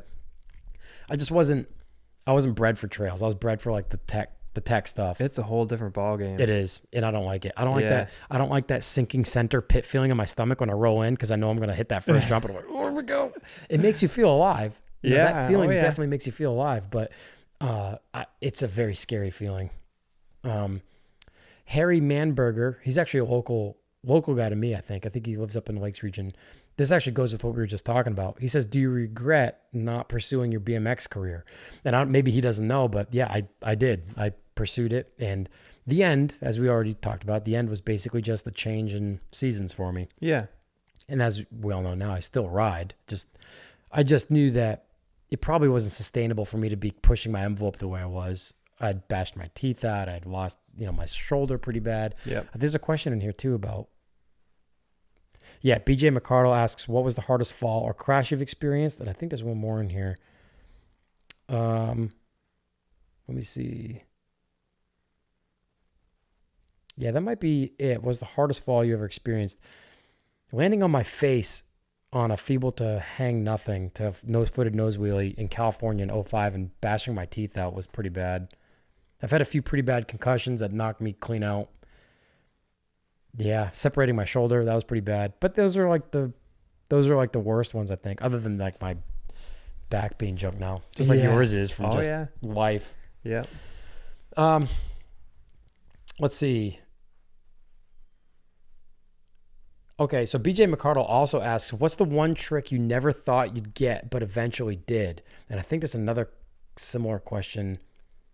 Oh, Azilla629 said, what's the hardest trick that you still cannot land? All right, so let's answer those two quickly. So BJ McCardle asks, what's the one trick you never thought you'd get but eventually did? So that is a bar spin to hang five. And so that is a bar spin where you spin the bars around. You come up out of a ramp or whatever you're coming up out of to give you the air needed to pull this maneuver off. Mm-hmm. Spin the bars around, which means your hands have to come off. Both hands have to come off. You spin your bars around. And a hang five is a nose wheelie, and I don't ride any brakes, as you know. I'm just basically describing this trick out. Yeah. Hang five is a nose wheelie trick, and I don't have brakes, so that you rely on all your balance to float on just your front wheel. You take both your feet off.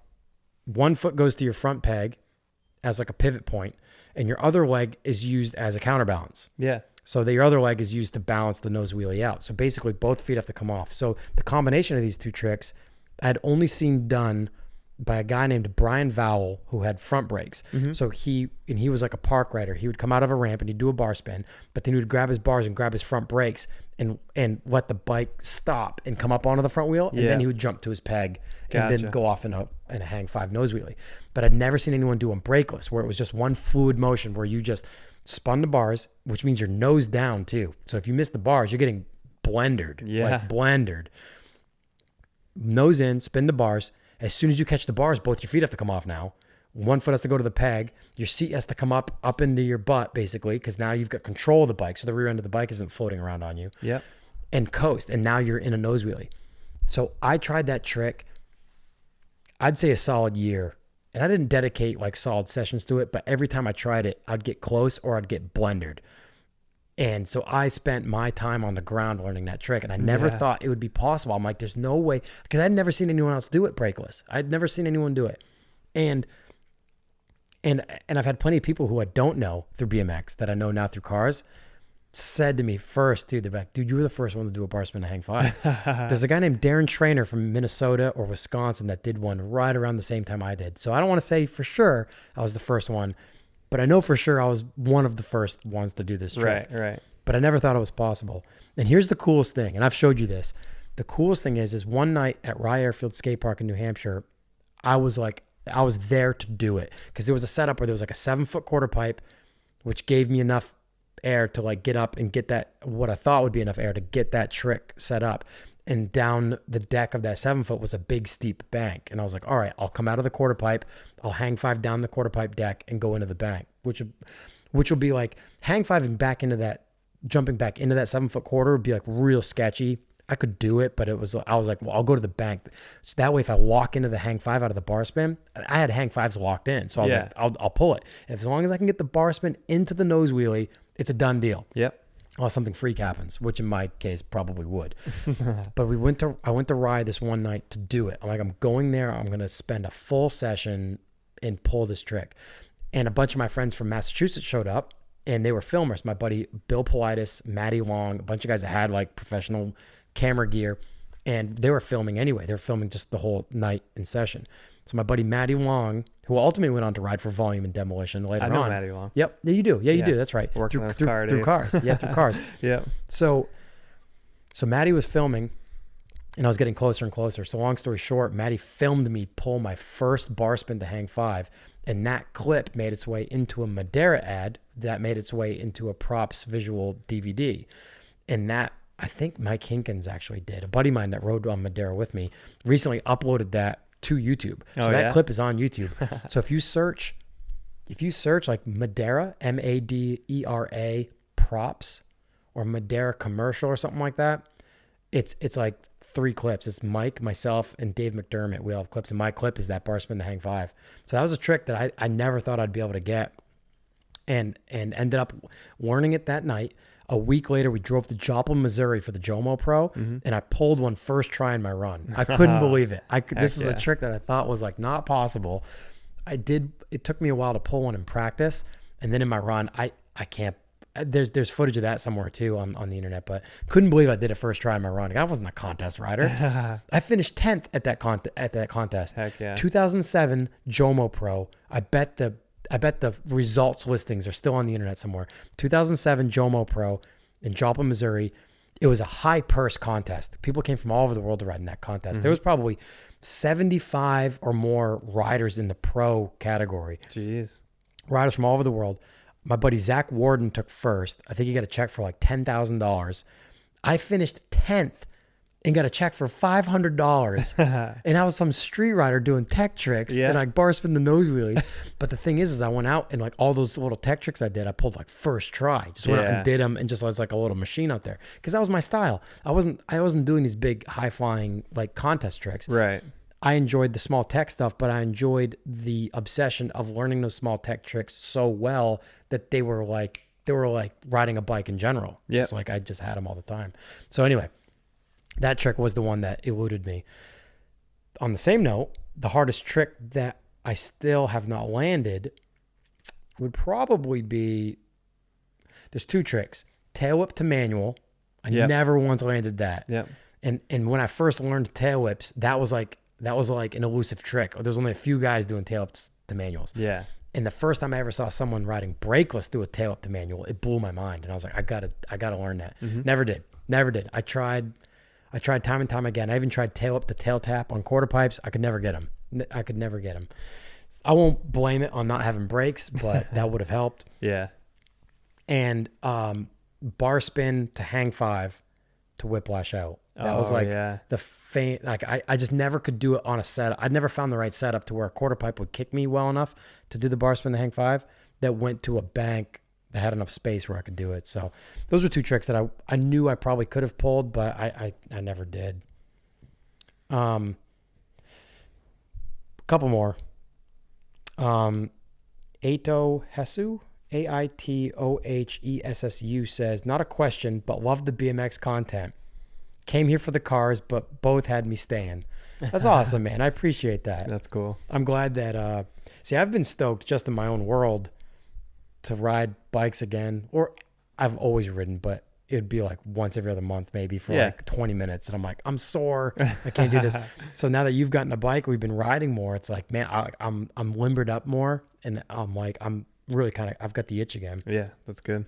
Andy Crew, our buddy from England, who came to Worthy with that W220 Mercedes. Mm-hmm. He says, have you ever taken your BMX anywhere internationally? I haven't, man. And the crazy thing is, I think I've talked about this on the podcast before too, is I had an annual travel budget with a few different companies at the same time. Yeah. And I could have, all the travel I did, flights domestically or on the road, whatever, it was all paid for. Yeah. I could have booked a flight anywhere in the world and just gone to ride and promote my sponsors. And I never did. And I never understood why. I mean, I travel abroad every year now out of my own pocket, but I think back and I'm like, what was wrong with me? I just wanted to like go to Southern California for the entire winter. That was like, that's where I spent my budget, was to get out of the Northeast, get away from the winter, but have enough of the budget left to survive all winter long in like Southern California or Florida. Yeah, exactly. So that was my rationalization, I guess, back then. Taylor Parnell actually asked a couple questions. Oh, nice.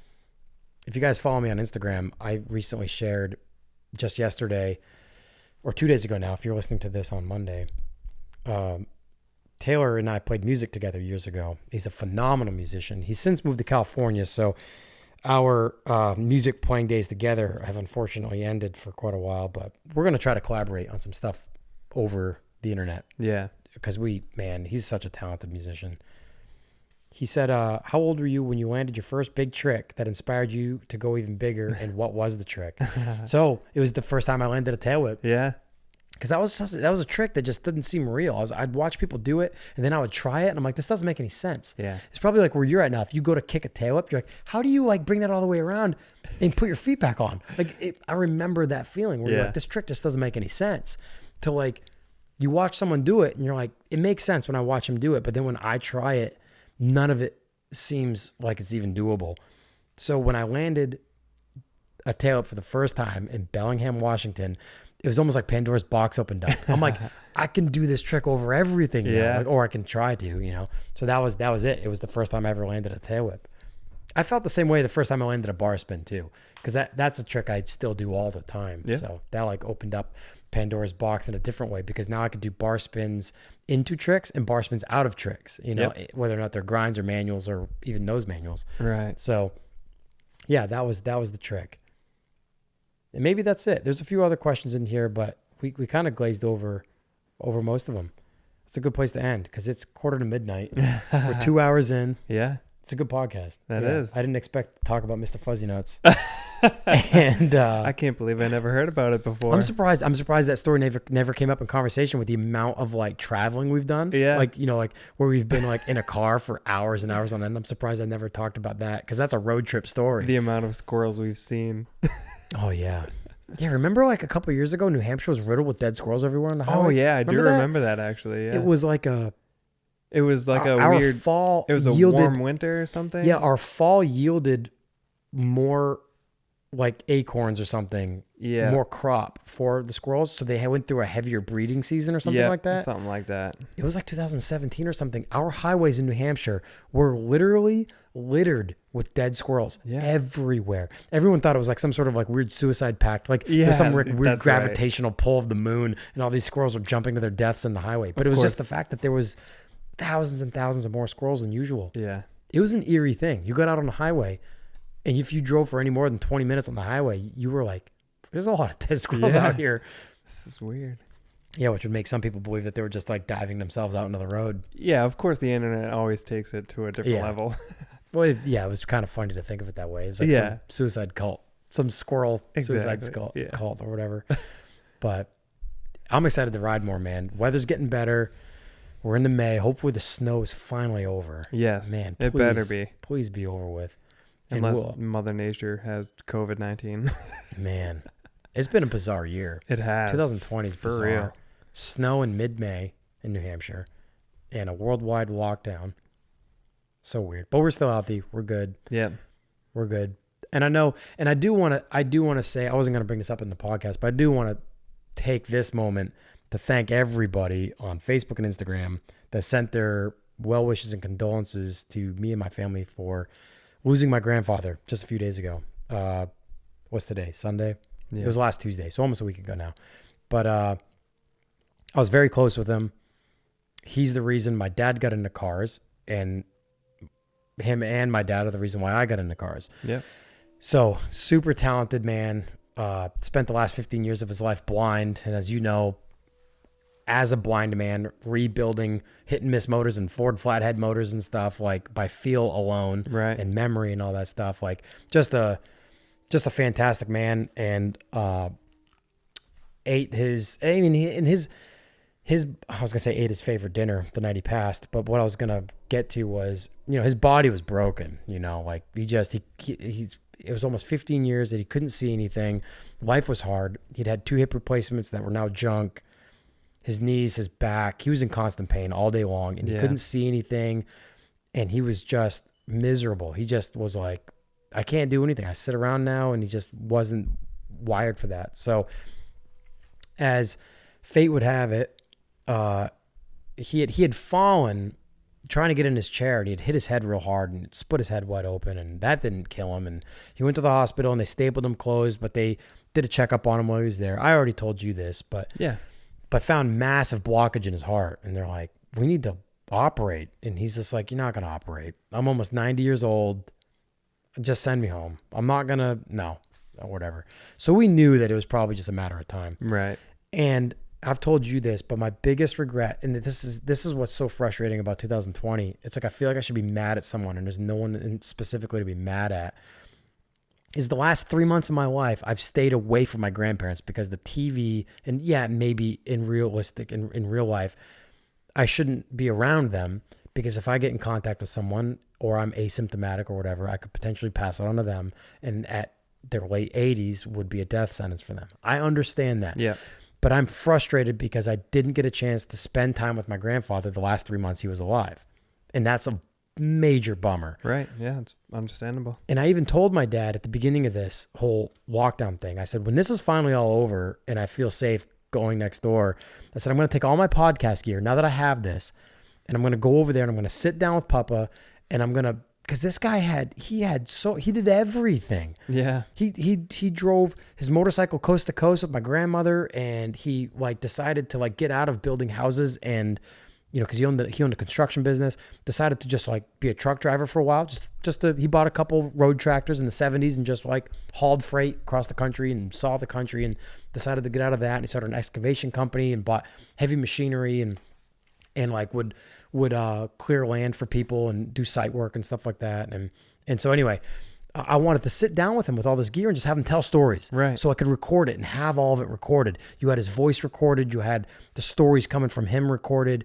And I was really looking forward to that. And this COVID-19 BS kept me from doing that. And now he's gone. And so that's been a very frustrating part about this whole deal. Yeah. But going back to the night it happened, it just so happens that my aunt came over and cooked him his favorite meal, which was buttered scallops. He just loved scallops. Mm-hmm.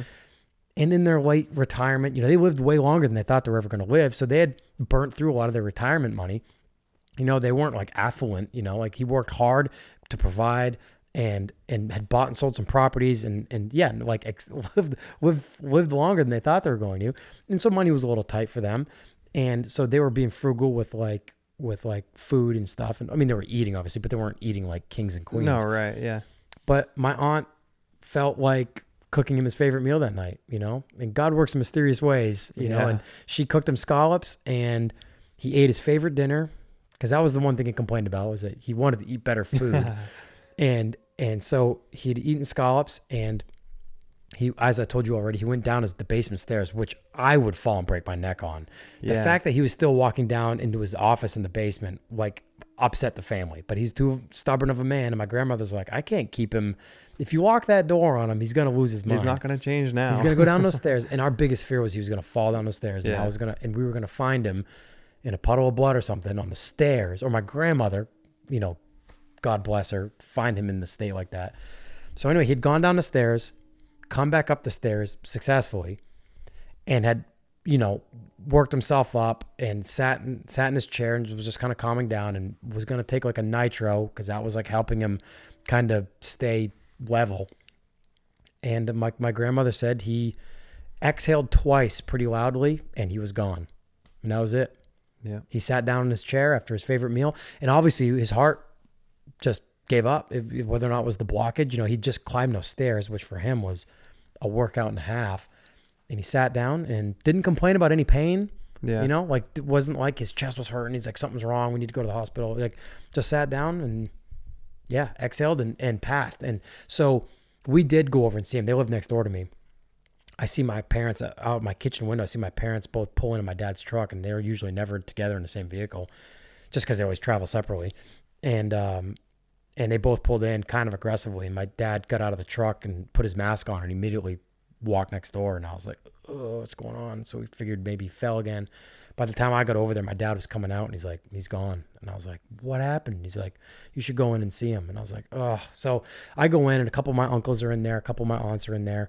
And he's in his chair, just sitting in his chair with his eyes closed. And so I'm thankful, and I already told you this, I'm thankful for that visitation, because now with where we're at right now, we can't have a funeral. Right. We're going to have a graveside service. You know, in the cemetery we're going to bury him in, our local cemetery is like wet right now. It's too wet. You know, we've had a lot of rain and whatever. So we got to wait a few weeks for that anyway. And the guy who runs our local funeral home is a good friend of the family's too. And he came by, you know, after the medical examiner came and they pronounced him dead, all the official stuff they had to do. Yeah. We were there for all that. I stayed in there the whole time and, with him, you know, and so, yeah, Pete, our funeral, our coroner basically was like, he walked in, came around the corner into the living room where my family was. And the first words out of his mouth, he just said, perfect. You know, like he's our coroner. He sees people who have fallen down the stairs and broken their neck or broken their arm in some awful looking way. And they've died and the family's grieving and he's there and they got to pick the body up and clean up a mess or something, you know? And he walked into my grandparents' house and came around the corner and my grandfather's sitting in his chair, in his recliner, just sitting there. Went peacefully. His eyes are closed, you know? And Pete was just like, perfect. You know, he goes, and you're all here. Yeah. You know, like you're here. He goes, this is the visitation. This is the celebration of life now. And we were obviously grieving because it's like, he's gone, you know, but, and they took him and now we're just basically, once the ground's ready to be dug, we're going to just have like a typical, and so I feel for everybody who's losing loved ones, even that has nothing to do with the coronavirus thing, that are just losing loved ones through just natural life, that can't have a funeral for them. You know, you can't. Pete even told us, Pete goes, right now, as of phase 1 or whatever's going on, he goes, we can only let 10 people in. And he goes, and unfortunately, it's not like a rotating 10 with whatever the funeral home stipulation is. He goes, you're only allowed to have like 10 people. He goes, you can't have, and that bummed me out because he touched so many people's lives. And, you know, to have a visiting hours, half my town would come out. Right. So anyway, the glass half full in that scenario was that we were able to, like, my family was able to be in the house with him there. It wasn't like a macabre scene where, you know, he fell and had bled out or something awful. You know, he was just sitting there, you know, and my grandmother was doing pretty well. She was holding his hand and, you know, she was crying and that killed me, you know, obviously. Yeah, of course. But we saw my grandmother today for Mother's Day. My mom, my dad, and I went over. I've been basically quarantining, so I felt comfortable being in the house with my grandmother. My dad wore a mask because he's on the fire department. Yeah. So he's in and out of people's houses on fire calls and stuff. So he was being real careful. We all were, but my dad being more so. But we got a chance to see her, and she's like, you know, I'm happy he's not suffering anymore. And she goes, and I can sleep through the night now because he would always get up, and she'd always have to like help him get up off the toilet or something, and because he was just not as mobile anymore. Right. So her, even though she, you know, they were married for 69 years, almost 70 years. She met him when she was 14 years old. That's amazing. I'm going to sit down with my grandmother with all this gear and have a podcast with her because she was telling us how like they met without going into that story all the way. She was 14 and he was 15 and they went to the same school and he had a class in her homeroom and just so happened to sit at her desk. And he started leaving her notes. And she would find the notes, and that's how they met. That's amazing. In the 1940s. Jeez. In the 1940s. She was born in 32. Wow. So in 1948, 3 years after World War II, she's getting notes from my grandfather in her desk in 1948, which is so crazy. That's awesome. If I've got my years right. 1950 maybe? No, yeah. Yeah, my dad was born in 55. So, yeah, if she was born in 32, 42 would have been 10.